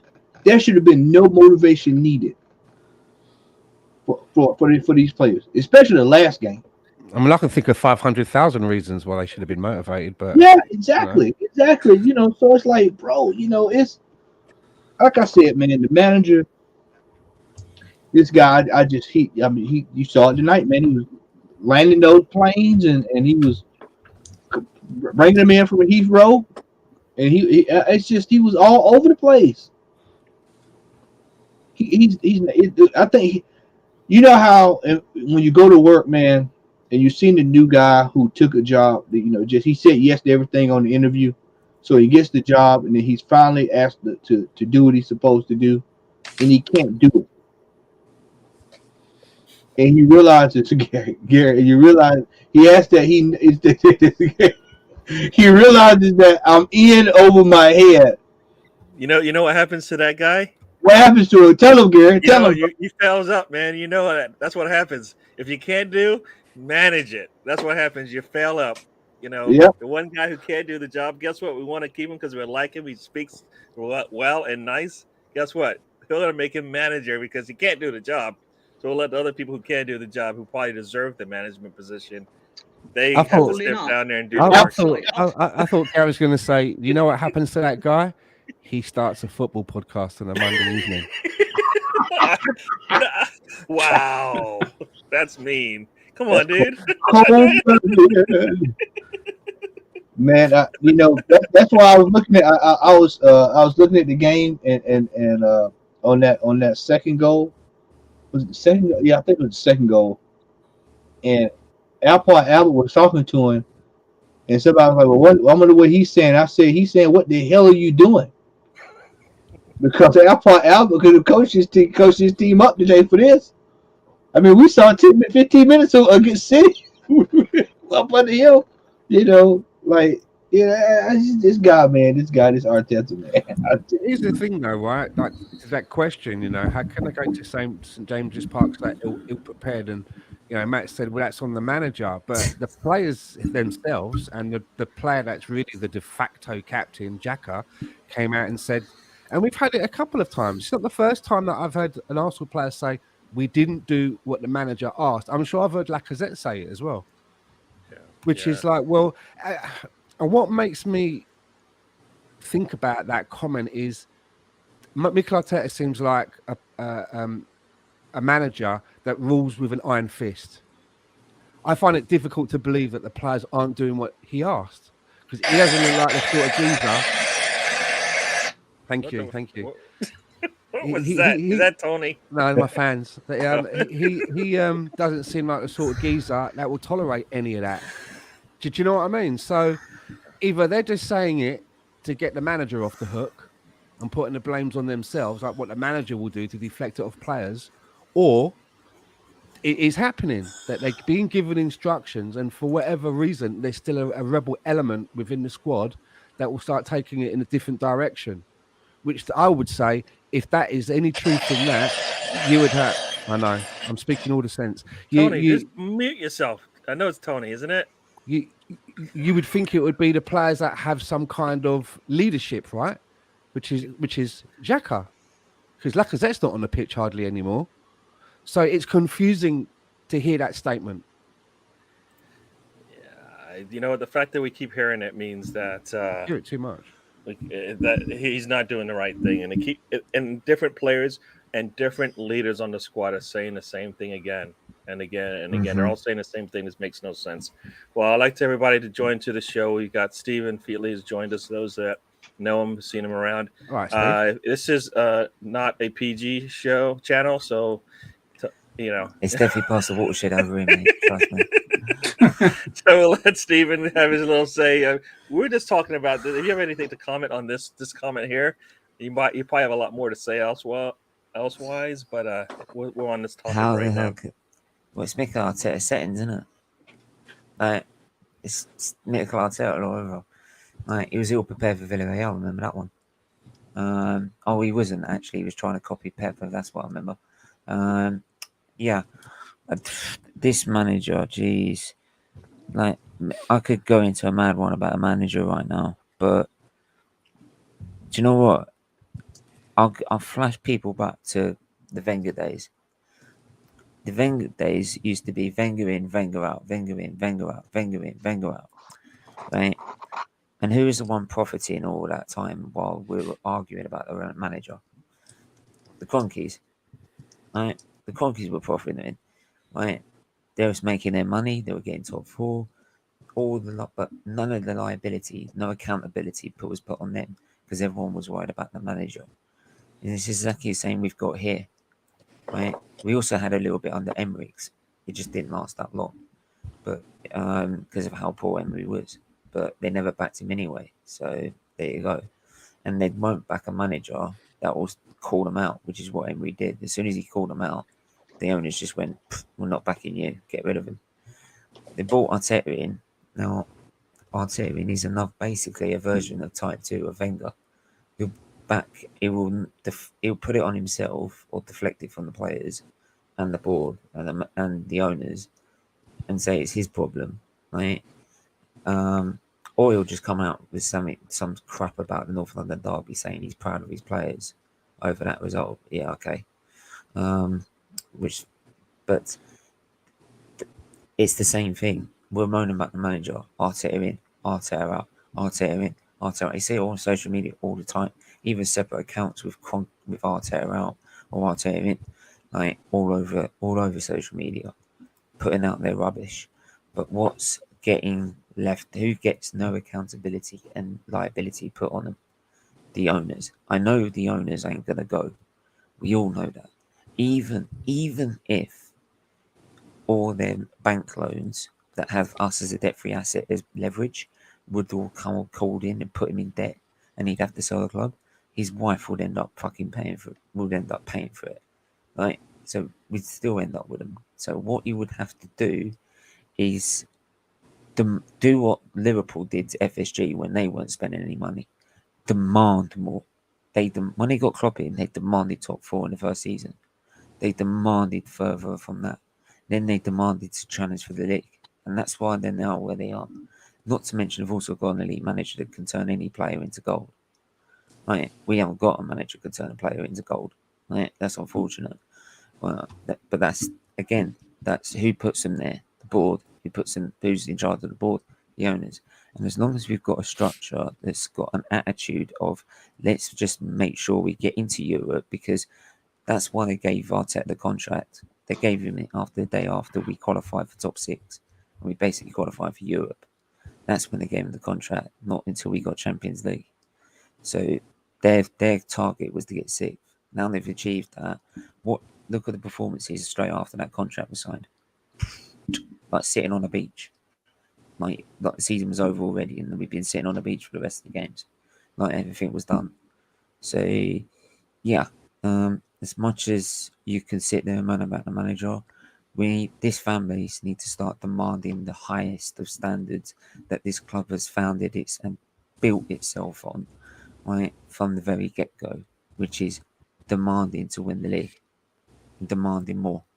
And until we do that, we ain't going anywhere. Simple. You could put Pep in that position right now. He won't get much further with it, because the owners and the board are not interested in winning the league. Kroenke said himself, if he was wanting to buy Arsenal to win trophies, he wouldn't have bought Arsenal. He said it himself. So why do we all... And this is the thing, after Arteta fans will back them. He even said the owners are not that bad. Some of them are saying that the owners aren't bad because they want them to back the manager. Yeah, it makes me feel sick. But this is the magical roundabout that's called Arsenal Football Club, and it's going to keep spinning like that. But unfortunately, it's going to keep going spinning downwards, not upwards. So that's where I stand on it. Cool. And folks, that was a 3 or 4 minute monologue from Steven, and I don't even think I had to even get my finger on the beeper. Anyway, you know what? You gotta catch him in the middle of the night when he's tired. No. You can't start now. I got you. No. Hang on. There is one thing I will say. No. By the way, these players, right? I'm telling you now. I just put it this way. After probably my 6th transplant of an 18 hours of surgery, I could have performed better than some of them fucking prats, right? Fucking spineless. 20 years ago, Bergkamp was doing doing a wonder goal against Dabby's ass, sitting him on his ass. 20 years later, Callum Wilson is leaving Ben White on his ass. Right? How things have changed because our fucking team, them bunch of players are spineless. Fucking lot of them. Right? And if they're gonna play like that and play like they did in North London Derby, they can all fuck off. And let me jump in there with him. Let me jump in there. Callum Wilson hasn't been seen since November. They hadn't even got nowhere near scoring a goal. And what happened today? He showed up, teeth knocked out his mouth and all, and put in a shift against that lot. To be fair, he was injured. He has been injured. He was injured. He shows up like a new man. I told you, when you play Arsenal, man, you will get powers from on high. They look like world beaters when they play us. That's why I'm telling you, man. You can just go down the list. It's like I said. Do you think Everton's gonna beat Arsenal? Hell yeah! I told somebody that day. They said, "Man, you think y'all?" Like, no, we're not winning that. That's over. There's something on the line. We are done. Turn us over. Put a fork in us. We're done. This organization is done. From the top to the bottom, back up all the way down to the damn janitor. I'll say this: if I will say this, if by some miracle, I live like 20 minutes away from Norfolk, right? I might need to call my mate who's a Norwich fan up and just say, "Can you do me a favour? Can you cook some lasagna for us? Like, I need it on ice." Like, but if or gate crash the freaking stadium or something and just score a goal for Norwich. But like, I'm sorry if Spurs lose to Norwich and we beat Everton, that will be the mother of all Spurs fuck ups on the earth, on big off the earth. I wouldn't be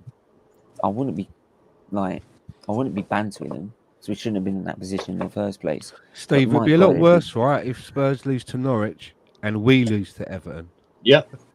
You know what I'm saying? That's probably how it will play out. Stan, how you doing, Stan? Good, mate. It's been a Good to while, see man. you. Yeah, good to see you. Mate, it's mad. Yeah. It's mad. No, it's this is Arsenal. This is what they've done to us. And Spurs lose to Norwich. What? yeah, it can happen. We've seen it. What are you It can talking happen. You know, Leeds they beat give us the Norwich- gift. Leeds They beat give us the Norwich gift, twice. and we can't get the job done. That's what. That's what worries How many, me. how many chances have Arsenal had to secure this? We only had to beat Brighton. We only had to beat Southampton. Right? How many chances we had? We've had so many chances this season where we've been out of it, back in it, bam, out of it, back in it, out of it, back in it. Right? But like, I'm telling you, I blame Arsenal sometimes for my fucking illness. I'm not even joking. I've had 6 liver transplants, and I honestly got to admit, the stress has got to have something to do with it.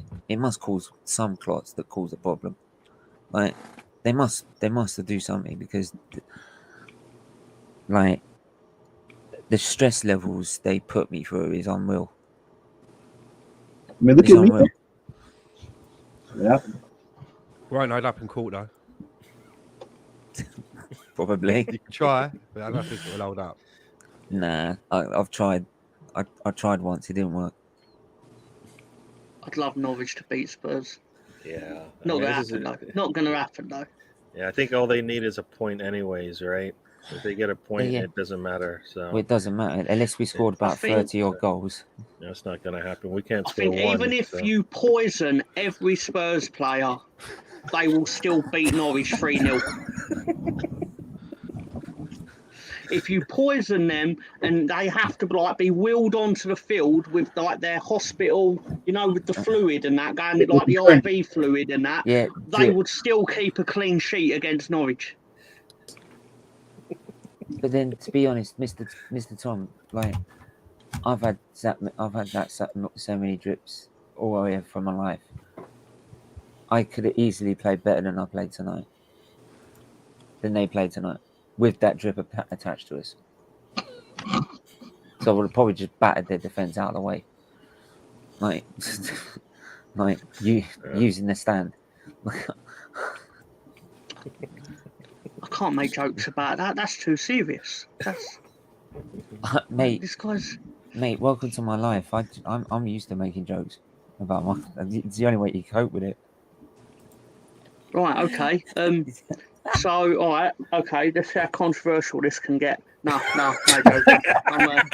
I was gonna go to the big one, but you know what? There's a comment here, and this is the teasing, right? This is the teasing. We probably touched on it so many times throughout this show, but Arsenal has taken us to the epitaph of it all, and then basically said throw cold water on us and said, "Nah, sorry, go back." You know, it's like if you guys remember in Superman when the guy walks up the steps with the flag with the flame, and he gets to the top, Superman's sitting there and just blows it out before he has a chance to light it. That's in Superman 3 when he turns into a douchebag. Yes, I do remember it. That's what Arsenal's doing to us. Sorry, I remember odd Almost to the things top of about the- movies. I know exactly what you're talking about. But Gary, I mean, to be honest though, even if you look at the manager, right? What did we expect when we employed this guy?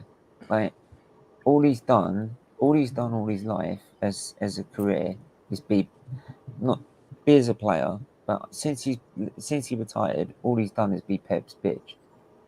That's literally all he's done. Putting cones out, making the tea, getting the biscuits, right? Doing all the dirty work, not actually doing like anything productive, right? And then he gets a call from Arsenal saying, "Come take the Arsenal job." Well, of course he's going to accept it, isn't he? Like, he's that arrogant, like, and He ain't gonna say no. no, He ain't gonna say He no. did He say ain't no gonna the say first no. time, This, though. he ain't gonna say this is below my pay grade and all that, is he? no, of It's course a he's not. massive He did say opportunity. it when Uh, Emery became I coach. can 'cause tell they you were gonna what give you it to thought you were Arteta getting. first. Oh no, go on, They're gonna Tony. give it to Arteta first. He denied it. He didn't take him the first time. He was The offered one the job. game, he had one game of experience when Pep's mum, I think, passed away. Like, Pep couldn't go to, I think it was against Lyon in a group stage game, right? He had one game, right, and he couldn't. Like, one game is Pep's bitch, as I kept saying, right? And he couldn't even win that with Man City. Should have did that, it would have been alarm bells ringing. Like, if you can't do that with City against Lyon, you shouldn't be going to Arsenal. Or am I just not thinking? And to be fair, even if we got like whatever we did next season, right? Look at the players he wants to buy. Gabriel Jesus. The guy can't score 20 goals a season. That's why they're buying Haaland. If he could actually score the amount of goals that we needed to progress forward, Man City wouldn't be selling him. Like, how many times have we bought other players, rivals crap? Silvestre, David Luiz, Gallas, like the list is endless. The list is absolutely endless, right? But we never learn. I'm telling you, if Gabriel Jesus and Sterling come to this club, right, they will not improve us, right? If he's not good enough for City, he's not good enough for Arsenal. Simple. Right? Get someone who scores over 20 goals a season.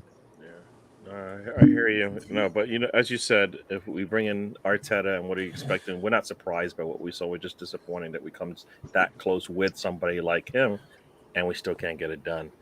But like you said, for me, I think we just need to bring in better players than we have. And guess what? Gabriel Jesus is better than what we have. So if you're telling me at the least, that's all I ask. You bring in a player, I need to be able to say, you know what, he pushes somebody else down the level, right?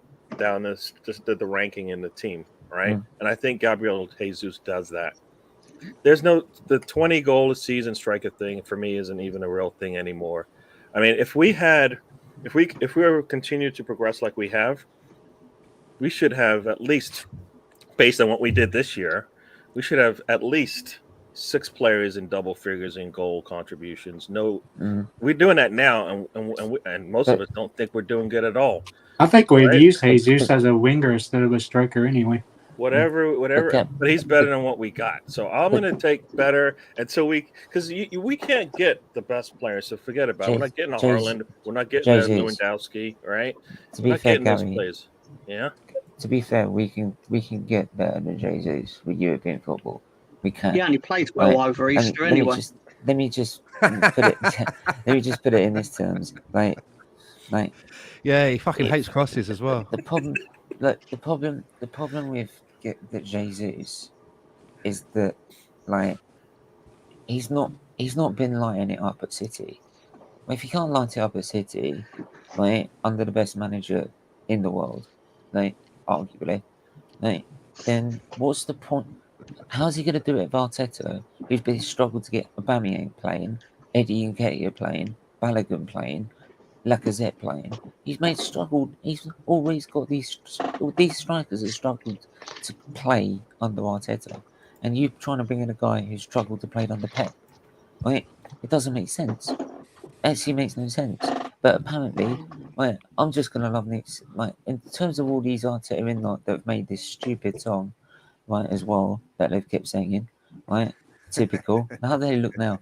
And plus also, half of them are still believing that we're going to end up winning the Champions League next year, because that's what Arteta said to Willian. We're going to win the Champions League by next year. Well, I love how he's going to do that next season. Is he going to buy his way in? The power of magic. There is no way. Is he going to turn up? Is he going to turn up in Spurs Edits shirts? the game on Football Manager. No, what's he going to do? Turn up in Spurs shirts as the disguise? Right?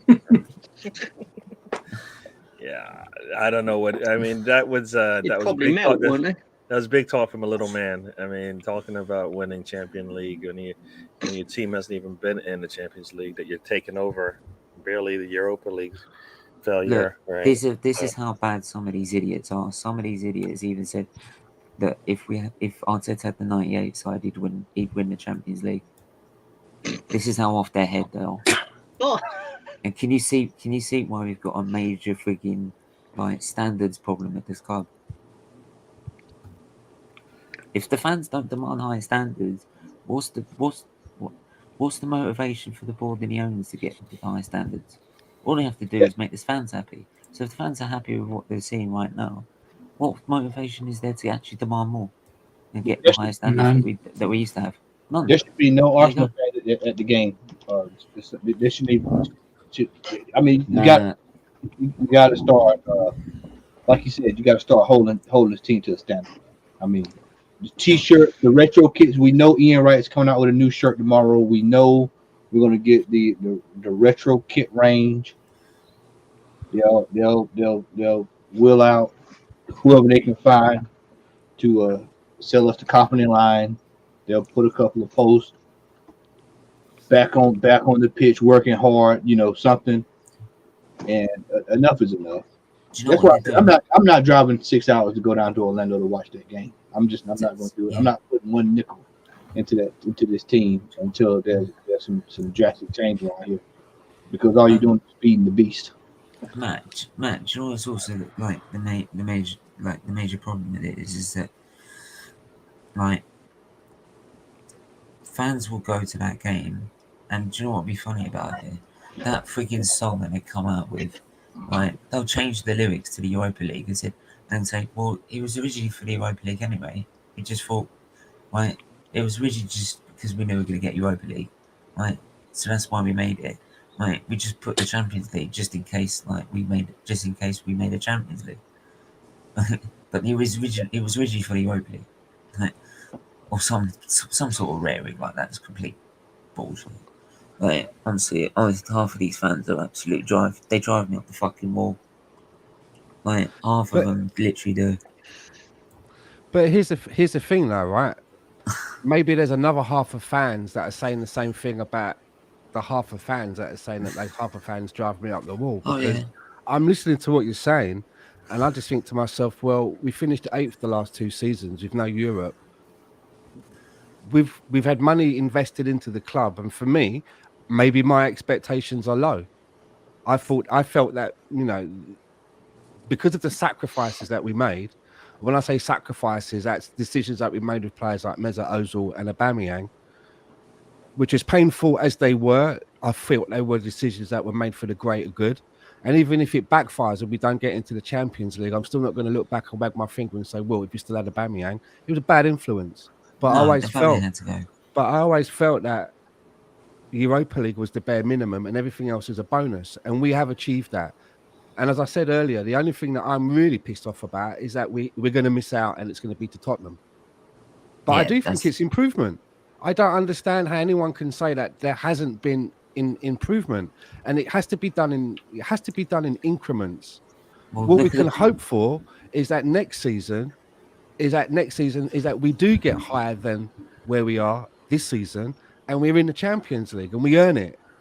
So I mean, it feels to me that there are some fans that just feel that Rome should be built in a day. It doesn't work like that in football. It just doesn't. There are people out there that are supporting football teams that have never won an FA Cup or a Carabao Cup. There are people out there that support football teams that yo-yo in between the league We below have and the league that won we're FA in now. Cup. I wasn't pointing fingers at you, Mr. Tom. I was not pointing any fingers. We actually Mr. beat Tom. you to win it. And that's all fine. 50 years ago. 50 years ago this week, probably. Yeah. Well, how old were you? How old were you then? But do you know what? I would have been minus 14. And can I just finish off by saying that? And I don't want to sound obtuse when I say this, but sometimes I feel from a certain part of our fan base that there is a certain amount of entitlement when it comes to supporting Arsenal. And for me, how I rationalize it out is that I get it. And and the reason why I get it is, I mean, I've been supporting Arsenal since about, I think, 1978. And I've managed to support a team, and I'm fortunate enough to support a team that's watched my football team go unbeaten in the season. I mean, fucking hell. I mean, what a pinnacle when you see that happen, right? And naturally, you look at how dynasties are made. You look at the dynasty of Liverpool in the 80s and the dynasty of Man United after that. And you can only look at reaching that pinnacle and being able to compete with Manchester United. And you've got to think that, well, we're going to kick on from there. It's only going to be gravy from here on out. and we're moving into this lovely big new stadium where we can bring in more fans as well and compete on the revenue, it's going to get better. I believe that. I believe that. And I look back at that now and I just can't believe how we blew it. And I can only imagine that maybe for some fans that came into supporting Arsenal around that time and tasted that, it's got to be a bit of feeling to think, how the fuck can we get to that reach that level and not Why? somehow maintain it or build on from that? How we've just literally gone right over the other edge of the cliff and just plummeted down. I get that from the pinnacle. When we move into that stadium, later on in that's at the very early stages of that season, what did we find out? The Cronkies had bought shares in the club, and that was the start of it. They could quite easily put the money in when the first stadium was first built to keep the players at the club, but it didn't bother doing that. So I do feel that Invincible team was probably split up 1 or 2 years too soon, to be honest. But it is what it is. But even then, there was still no investment to try and even improve this. But I just feel that. Sorry. Go on. Sorry. The thing you mentioned about not improvement, I don't feel we have. I don't feel we have. It might look like we were fifth and we actually have. But I'm just going to run through the 2 records from this season and last season, right? We've won so last season we won 18 games, we drew 7, we lost 13, and the goal difference was the goals conceded was 39, goals for 55, the goal difference is 16, 61 points. This season, we've gained an extra 5 points, 66, 21 wins, 3 draws, more defeats this season, 1 more goal this season than last season, and goals against. Instead of 39, we've gone from 39 to 47. And the narrative is always that we fixed the defence. How have we fixed the defence if we're conceding 47 goals? Right? Burnley, for goodness sake, right? Crystal Palace have conceded less goals than us, right? I'd be thrilled if my team conceded 47 goals. But I'd be thrilled. Aston Villa and Burnley, they've conceded 3 more goals than us. 3, right? Brighton have conceded less than us. Wolves have conceded less than us, and everyone tells us we fixed the defence. Right? It's not improvement.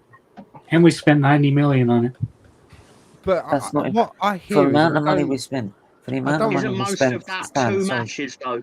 With the amount of money we've spent, 250 mil on this manager, it's not good enough. It's not enough.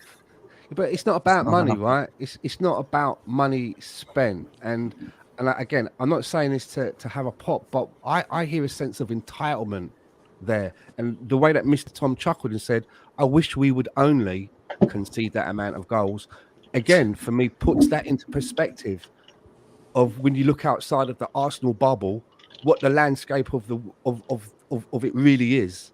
You know, you can't quantify it. You can't quantify it like the way that you're quantifying it. Look, I understand. Right? I understand about it. Look, the reason I feel that Arsenal should be demanding more is because the money we have, the resources we have, right? I mean, we all sit there and keep going that we're the 3rd biggest club in the country, but we don't act like one. We don't act like a big club, right? We love to say we're a big club. We don't spent the most in the transfer window last in the summer. We spent the most.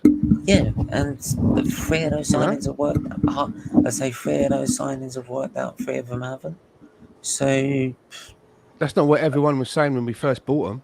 Yeah. Well, everyone was saying that everyone was going, there's no duds in there. There's not a single dud in there. I said that myself. I knew the Ben White was a dud straight away.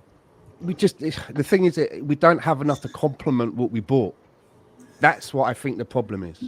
Yeah, just 1 second before we continue on with this, I'm gonna let Matt's gonna have to head out. He's got work in the morning, so I'll let him have him say it before before we continue on with this discussion. I'm enjoying it. So Matt, go ahead on your way out of here. It's 2 Matt's words. closing sermon.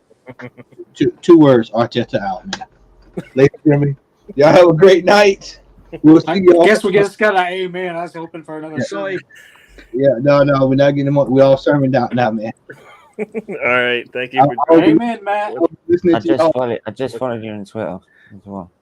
Okay, awesome. I'll be listening to you all as I prepare for bed. All right, Cheers, cool. Matt.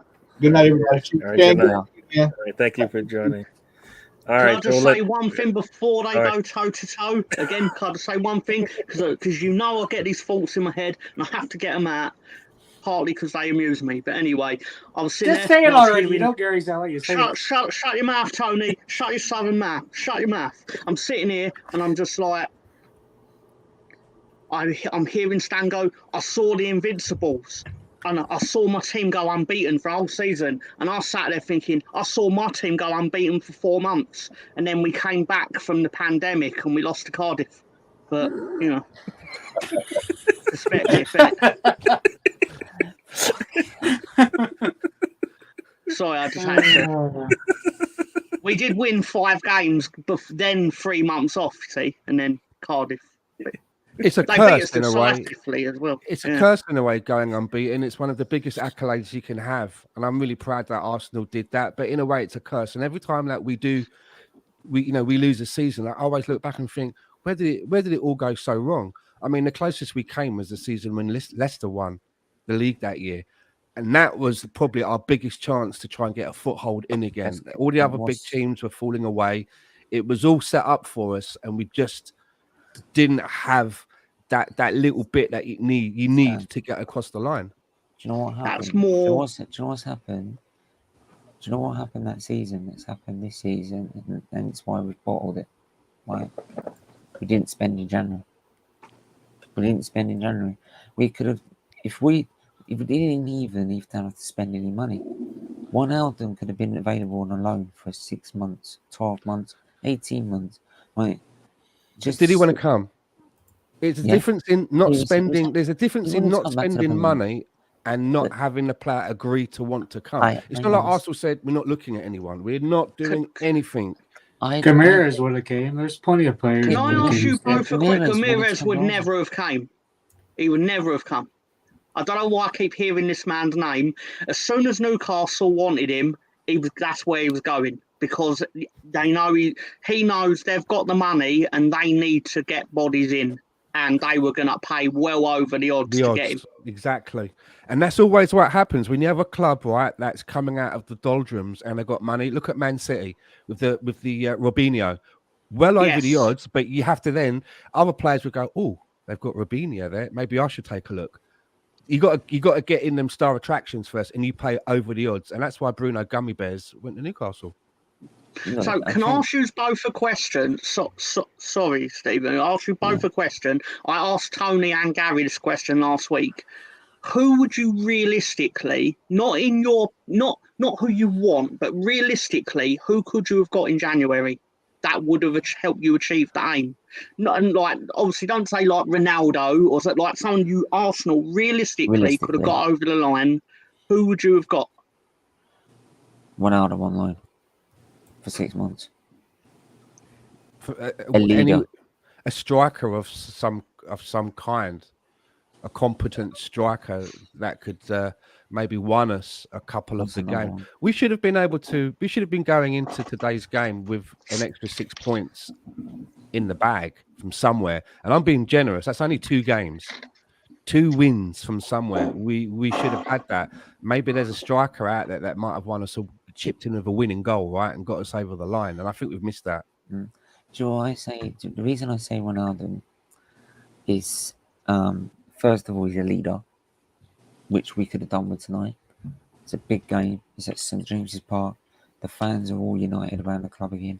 It's a difficult place to go to. You need leaders on that pitch, right? He is a leader on that pitch. Not what anyone says. He did it for Liverpool for a number of years. He even did it for Newcastle themselves, right? So the Brighton game, the Southampton game, what I saw in that game, right, is because what I saw in those two games, Brighton and Southampton played the same way. They played a midfield five, so they could swamp us in mid. They knew Xhaka and Elneny were too slow, right, in transition, and because they were too slow in transition, we were basically, it took forever for the ball to get from the midfield forward, and they'd swamp the midfield. And because they swamped the midfield, it gave us no time on the ball, gave us no chance to dominate possession, right? So if they had Ronaldo, it would have been so much quicker and stop that and prevent that, which meant we would have been creating even more chances because Odegaard would be receiving the ball like a lot easier, and we'd be scoring probably even more goals than what we were because we'd have more control of the midfield. Yeah. I mean, you just think about what we saw this year, he's right? Had the chances to put. Yeah. Sorry, he had the chances to put. But think about what we saw this year, though. As soon as Partey got healthy, as soon as Partey got into a good form on the pitch, they put him in positions that most people thought, he can't. That's not his preferred position. But guess what? He can play in the midfield, and he did a good job there. And he allowed us to push the ball up the pitch by sitting in front of our back line. As far as I'm concerned, so I can see your point in terms of fixing the midfield and making that better.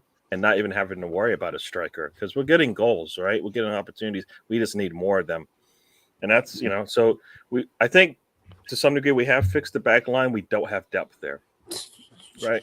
We've got players for the future, and that's what they want to do. So we're going to have to stick with that, right?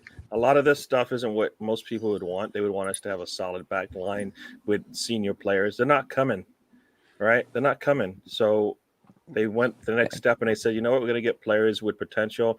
And most of them have shown that they do have potential, whether or not they're not going to be the Van Dijks. Not right now anyways, but they do have potential to give us what we want. And even though they've given up more goals, I think the football is better than what we've seen in the past. And it's given us opportunities to do better than we are right now. And I don't think the back line is why we're not scoring goals as much as, if we fix players in front of them or we get like a more clinical striker. And I saw a comment there about Aubameyang not being a competent striker.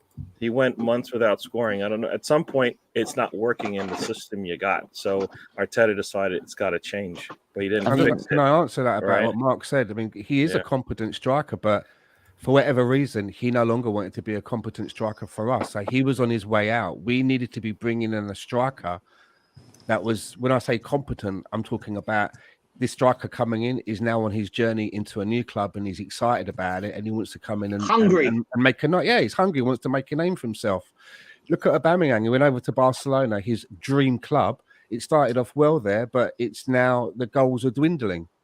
Whether that's attitude or just a form thing, who knows? But he's not continuing to light it up at his dream club. So what's he going to do at Arsenal when it was clear that he had enough of it and would rather have been working somewhere else? So I think the other thing as well is that, like, I feel with the whole striking situation, we could have used other options. There were different ways of playing it. We could have played Martinelli up top. I think Martinelli could have a turn up front if he needed to. If we really needed to. The whole Pepe frigging saga is just absolute BS. I've never seen anything like it. Like, he'd even changed the team so much to just make sure he doesn't get on the pitch. I don't know what Pepe's done. He must have slept with Arteta's missus or something, right, to piss him off this much. Like, I just don't get it. She's pretty fit, to be fair. Like, well, there you go. Look, probably shouldn't have done it though. Yeah, it's probably about the only success he's probably had. I just saw this comment and I was like, I don't think that would work. Imagine who he's gonna bite next. I mean, look, the problem I find though is that, like, we could all sit here and says it's going to take time. Yeah, I can guarantee that any sort of rebuild you do is going to take a couple of years, granted, right? But how long do you give it? Right? Eventually, if we keep saying it's going to take time, it's going to take time, it's going to take time, right? We've already got Liverpool sniffing around our players, right? Looking to see if they can pinch them. Man City will be next, right? The clubs around Europe will be next, all sniffing around these players as they get better and better and better, right? And if we're not improving, these players are being starred out by these top clubs, right? Do you really think if they were offered a contract by either one of these top clubs that could possibly win them a title or any sort of silverware, right? Or even if it's their rivals, do you really think, as much as their homegrown talent, that Saka, Smith Rowe, Martinelli, these players are going to stay?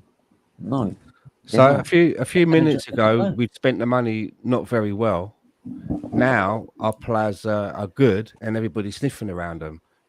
No, I'm talking about the stars we do have in our team, but there's other players. What I'm saying is Well, that's a good thing, there's- right? It's better. Well, it's better than having players that nobody's interested in. Yeah, It's a but what I'm sign saying of good is- things. Of course, You they're can going to still be say no. attractive. Exactly. You know, Hang on. if we do our work correctly and make sure that contracts are ironclad, let them sniff. That should be a compliment. Stan, look, like, I'm not going to sit here and say there's not clearly good players that are in our squad. Smith Rowe is a quality player, right? Saka's a quality player, Martinelli's a quality player, right? But there are so many deficiencies in our squad. Our midfield's weak, Oh, of course. right? Right, defense. I'm sorry, Ben White's not cutting it. I don't care what anyone says. You're never going to convince me Ben White's going to be good enough. Never.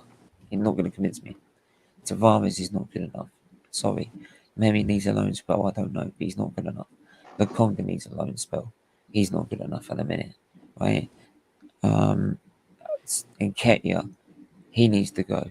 People saying he needs a contract. He scored 2 goals. No, sorry, get out of here. Done, right? I'd rather been Ballot than back off loan, right? Saliba needs to come back, right? So there are so many other areas in our squad. Our backup right back is useless, right? Tomiyasu went off injured. As soon as Tomiyasu went off injured, I was like, Maximan is going to cause us hella problems, right? He was roasting Tomiyasu, and I knew Cedric was going to get roasted. In that first goal, who was there trying to cover Maximan? It wasn't Cedric.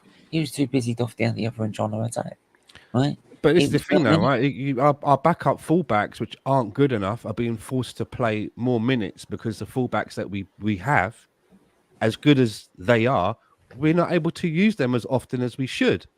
There's no point having good fullbacks if we can't pick We them. need to, yeah, but we should. And then They're we made have out to of field our glass, both of backups, them. right? We have to field our backups, and that's why they're backups, and they're playing too many games. And then at some point, their weaknesses start to show. This is why That just tells me that the fullbacks need to be replaced with first team starters that we can rely on. As much as I love Tierney and as much as I love Tomiyasu, we can't continue to just be relying on our backups, because then we will have results like today. They're backups for a reason, right? They should be playing in the Caribou Cup, Yeah, but FA what Cup rounds, things like that. sometimes you can have, sometimes just having backups, like backup players, doesn't mean they have to be a certain level worse than our main starter, right? You can have 2 players, right, that are as equal as each other, with maybe tiny little differences here and there, right? That you can, so that there's competition, right? Because then Tomiyasu knows if he's fit, he's playing, right? Because Cedric's just not good enough, right? If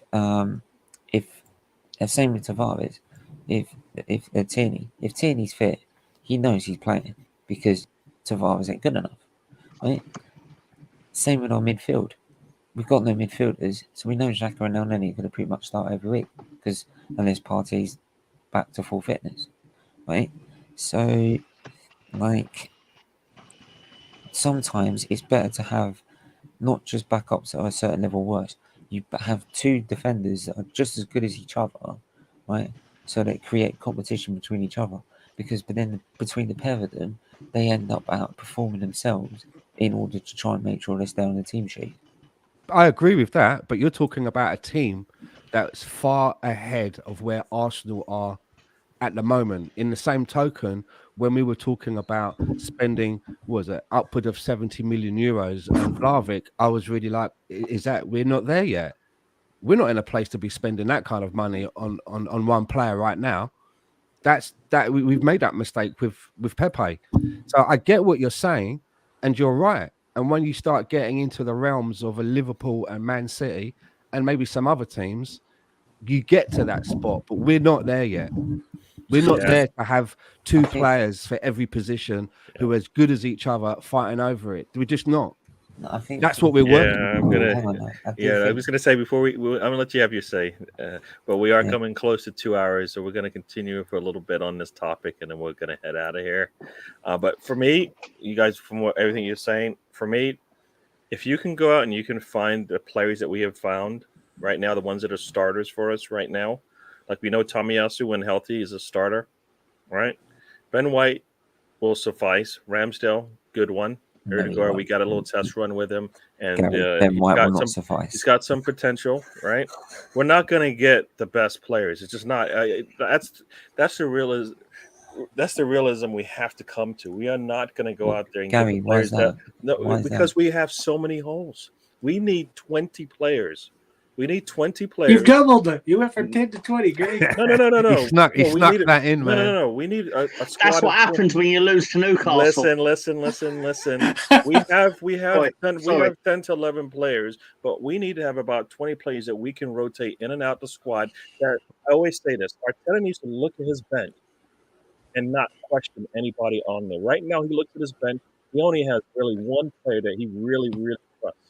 That's Emil Smith-Rowe or Martinelli, depending on Yeah. who sits. Yeah. Right Yeah. now, that's the only player. Leno, he knows is gone. He doesn't want to. That's not going to work. So we need a Matty Ryan, right? El Neni is not going to be on the bench a lot going forward, right? He's going to come on, like you said, in those games, those cup games, and in those group games when we're playing somebody lower in that we don't have to be. Or maybe to close out a game if you're riding high. But but he won't. If we have a big enough squad, he won't play as much as he's playing today. But to have that amount of players, Right we now. got to use But academy players. That's what I'm saying. We need to have like 20 players. We need 10 from where we are today. I think will get us there, right? We have gone out there and spent money way less than a 70 mil for a Doosan, right? And we've gotten something out of them. Whether or not they last for the entire season, it doesn't actually matter to me because I feel like we're good. We should be rotating our players, right? You know those kids we've had sat on the bench from I don't know how many months it seems, making up the numbers. The first time they got called up, I bet they were there with their boots on, their kits already, shin pads. Now they just turn up in jeans and a coat. They know they're not getting played. They just turn up to watch. They walk out the door, and mom's like, "You forgot your boots." I won't need them. I won't need them. Yeah. But like I said, we need Arteta needs to be comfortable with the players. If we're right now, I understand he's not anybody's cup of tea, right? He's not the manager you want, but this is what we got right now, and the only way I can see it working is if they give him exactly what he wants. Since he's going to stay, he's failing up as we've seen. Right, the man loses three matches in a row, and they give him a contract. 4 days later, four games later, he's had a win streak, and they pop the question. Right, hey, look, he signed it. Right, but Arteta tells us, well, I already got that contract after I lost 3 games, which basically at the time looked like they sealed our fate into the, as far as staying away from top 4, but we were able to recover and then failed again anyways. But like I said, I feel like if you can find the players that we currently have as starters, you can maybe spend a little bit more and better the squad. All right. Because all I want is more better than what we got today. And we can do that. Not for the prices people are thinking. We're not spending that much money. No way. Even if we brought in 10 players, that's going to be like 2 to 3 million, 2 to 300 million there. That's not a lot of play. That's not a quality players that you're talking about. You're not spending 70, 80 on players. That's not going to happen. So I'm a realist with that one. It's not going to happen. But that's all I want is every time somebody comes in, I can look at the bench and go, well, he's not necessary anymore, right? For one reason or another, be it Pepe, he don't want him. Be it El Neni, we don't want him to have to start games, right? But if you can find a Tomiyasu, right, and you can find a Kieran Tierney, then you can find players to back them up that are worthy of starting for this squad. That's what we need. That's right. That's what we need right now. We need to be able to look at the squad, and the depth needs to be solid. Until we have that, we're going to be struggling like this until every season. Well, you better prepare the transfer window of your life. Yeah. Well, that's not going to happen, right? So I'm not expecting it, but that's what we need. We need then. You talking about over 200 mil? Definitely. That's what it's going to cost. That means to that's why it was important that we getting, got somebody in the January window. This is what I'm saying, and like this is what I'm saying. I mean, so you're talking over about 200 mil for these players. Some have also, don't forget, some of these players that we've got already need to go. Xhaka needs to go, for example. Ben White, for me, needs to be sent back to Brighton and ask for a refund. Right? He's one of those Amazon products that you fucking find and you actually realise it's not the one you ordered. You should have got Dunk instead. Right? Wish.com. Right? Yeah, or you find out it turns up and it's broken. Right? That's Ben White. Right? He's one of them, and you need to send him back and ask for the receipt. Ask him for a refund. Make sure you got the receipt with you. Right? I would have. It's like I've said before. I would have, if I went to Brighton, I would have spent 50 million on a stick of rock rather than spend it on Ben White. So look, he needs to go because he ain't done enough to win. People say he's done well, but he hasn't actually improved the defense, has he? Cedric needs to go. El Neni I'd keep as a last resort because he's decent if you've got someone that needs to do a job as a real backup. And he said he's happy to be that.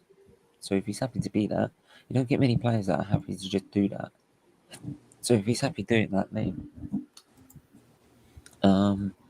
you've got who else we got? Obviously Pepe. Pepe for me, I don't know why he's not using him, but like he obviously doesn't want him, so he's gonna have to go. And Katie needs to go. Right? These stupid fans saying he deserves another contract. Martin Keown saying he's the future. Martin Keown needs to get his head out of his ass. Honestly, wake up and smell the coffee. Right? Right? Ray Parler says Conte's done nothing with Spurs. Yeah, you also told us that we should back the Conkeys after the Super League debacle, right? When you're slandering like Robbie because he's saying no, fuck it, right? Absolutely. These legends. I'm sorry, they were great footballers, right? But their opinions on this club are absolutely crap. Like anything else, they're just chatting to get the clicks. You just, like I've said all the time, you just add Arsenal to the comment it's to get their freebies from the club. Yeah, right? you just put Arsenal's name out there, and everybody will listen. But before Matt, Steven, I'll let you finish up on your exit as we head out of here because we have hit the 2-hour mark. It's our longest show yet. We did have a lot to say. Just to let you know, next week's show will actually be on Sunday evening after the last game. So Sunday evening, I have something I have to do with one of my kids on Monday night, so I can't attend. So you'll see us on Sunday night, same time. Everybody will be here. Maybe we'll try and get some more guests to come on, and depending on what happens, it'll be the same as it was today, or it will be like a little bit better because at least we may have gotten a win, or we might be laughing, right? We might be laughing at that team. So I doubt it, but I'm just saying there's a chance, right? You're saying it's a chance. So I'm gonna let don't go yet, guys. It's my question of the week's coming up. I've still researched it, Gary. You got Mr. Tom to finish up. I'll let you have your question and your goodbyes as we head out of here. Okay, guys. Right. My question / weird football fact of the week. Who is the only Premier League winner with a surname made entirely of Roman numerals? Who's that? Well, say that again. Who is the only Premier League winner with a surname made entirely out of Roman numerals? It's not a trick question. Legitimate answer. Is there an X in there? No. Yeah, okay. Good thinking, though. Well, I like thinking. No. It's a player, not a manager. oh, It's a player. Is, Sorry, I wasn't specific. It is a player. do you see it in the comments? Because I am. Actually, one of the comments is actually suspiciously in the right direction, actually, to be fair to him. Oh, no, he just moved himself away from the right direction. Why not, Sentiment? You're on the right path, but just not. No, Two there. seconds. It was, and then he ran away from the golden path. All right, Vidic. I'll give you the answer. Yeah, it is Vidic, because V for Vidic. 5, V is 5, I is 1, D is 500, C is 100, and obviously the I is twice. So it is Vidic. Vidic. Wow, Yeah. cool. There you Yep. go. Cool on that. That's a real thing. Nice. And what do you have to say on your way out of here? See, I want more than Arsenal today. He says, please beat Everton. Yeah. Yeah, See, Everton, if you're watching this, fuck you, Everton. Fuck you. Go fuck yourself. Go fuck yourself. And if you do beat anyone this week, I'm coming to see you. I'm coming to see your families. I'm going to see anyone you've ever loved. No, I'm just kidding. I'm too lazy for all that stuff. By the way, we don't I'm condone not evil, even going to leave the dungeon, if I'm being honest. What was going on with your light earlier, Tom? I'm just gonna sit and Seemed cry. like you're No, I sitting was down. changing. I SOS was changing my signal. earbuds. Okay. No, I was changing my earbuds, so I had to turn it. I turned the previous ones off, did a quick replacement, muted myself. I thought no one noticed, but obviously Tony noticed because he's got eyes like a fucking hawk. Pardon you my go. language. All right, and then we'll let Steve on your way out of here. Anything you want to say, and then goodbye. I guess say your goodbyes as well. I'll say what I've had to say. No, it's spineless, weak, pathetic, and Arteta should be out the door tonight, kicking and screaming, along with most of those players. They're a joke. Like, they're not. See that badge? They're not fit to wear it.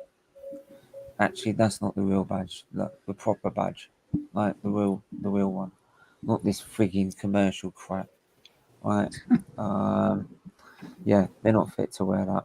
At least that's the thing. At least they don't wear that frigging Victoria Concordia credit because they couldn't do anything through Harmony. Like, they're just absolutely spineless and an embarrassment to the football club. So they better take a long, hard look at themselves. To be honest, really do. But yeah, thanks for having us on, man, and letting us jump in. Yeah, thank you. Yeah. If people don't know, Yeah, go ahead. Go ahead. If people don't know it, obviously do my own channel, SVT TV, where we do Arsenal football content. So I'll be moaning about the match tomorrow as well. And we, as well as doing that, we raise money for Children's Liver Disease Foundation, as we're a monetized channel. So all the money we raise for monetization goes to the charity. And we also do an F1 channel, SVT F1, so which is just moved all the F1 content from this channel to the new ones. So Cool. I'll be make sure I'm burying my head in the sand with that one instead of watching the footy, right? Because I can't be better while we're watching this. Yeah, thank you Do for me a joining us. favour, T. Tony, do me a favour. You know the tenner I sent you for your charity? Can you send it to him, please? Because I like him more than I like you. All right, and Stan, Are I'll you let still you salty that I didn't know it was you that sent you the money, Tom?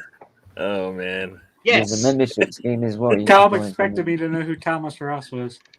So there's also a membership scheme you can join for $1.99 a month if you want to donate every month as well. Thank you. Pay it for me, Tony. There you Pay go. it. All right, Stan, I'll let you have your say. Sorry, Yeah, Sam. We're out so of here.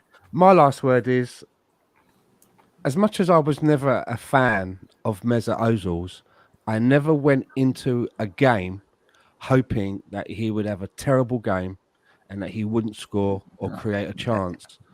So I don't understand why I see people on social media immediately after the whistle went and in chat boxes of other podcasts before I came on here saying that they hope that we lose to Everton, because I don't know what they hope that will be achieved if that happens. If we lose to Everton, the manager Nothing's a doesn't get change. the manager doesn't get removed and whoever they want gets installed. So I don't understand how an Arsenal fan could even have that way of thinking, They're not an where Arsenal fan, mate. their detriment is so that their immediate reaction is that Do they're hoping do that you we have lose that names? next game.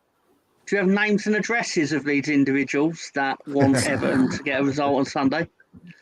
Yeah, Sorry. I wish, but that's all my last.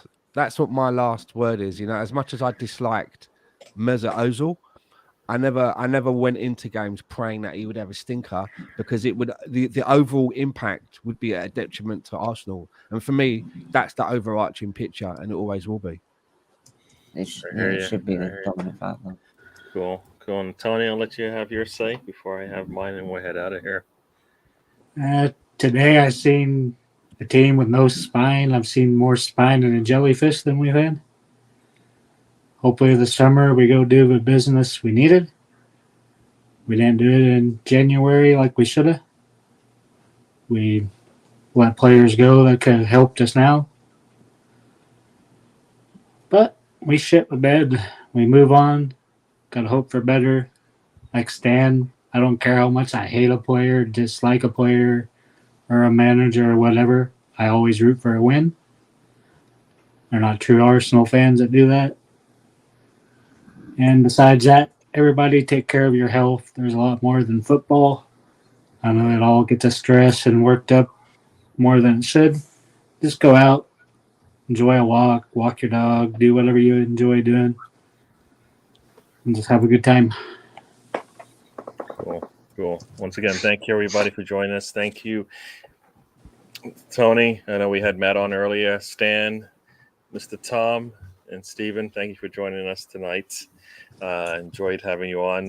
It wasn't about anything good, but I think we got it a lot of off our chest, and hopefully entertain everybody else that was here. Like I said, next Sunday we'll be doing this again, same time and same channel, and hopefully we have something good to talk about, at least to win, right? No matter what it does for us, we know we're in Europe, and then we go into our transfer business, so we'll see how that goes. I'd like to say, I think Steven, a lot of these guys have joined us. Mr. The Urban Ghost has been with us. Thank you. Why Not Sentiment, always there for us. Thanks for the support. BX Gunner was in the house with us. Iconoclast one, welcome. Yeah, and everybody else that was with us. I think Bart Gav was here. We will see you again next week. And as I like to say, life is a journey. Don't waste the trip. Enjoy the ride. And we'll do this again next week, everybody. And we're out of here. All right. Thank you. And we'll see you later.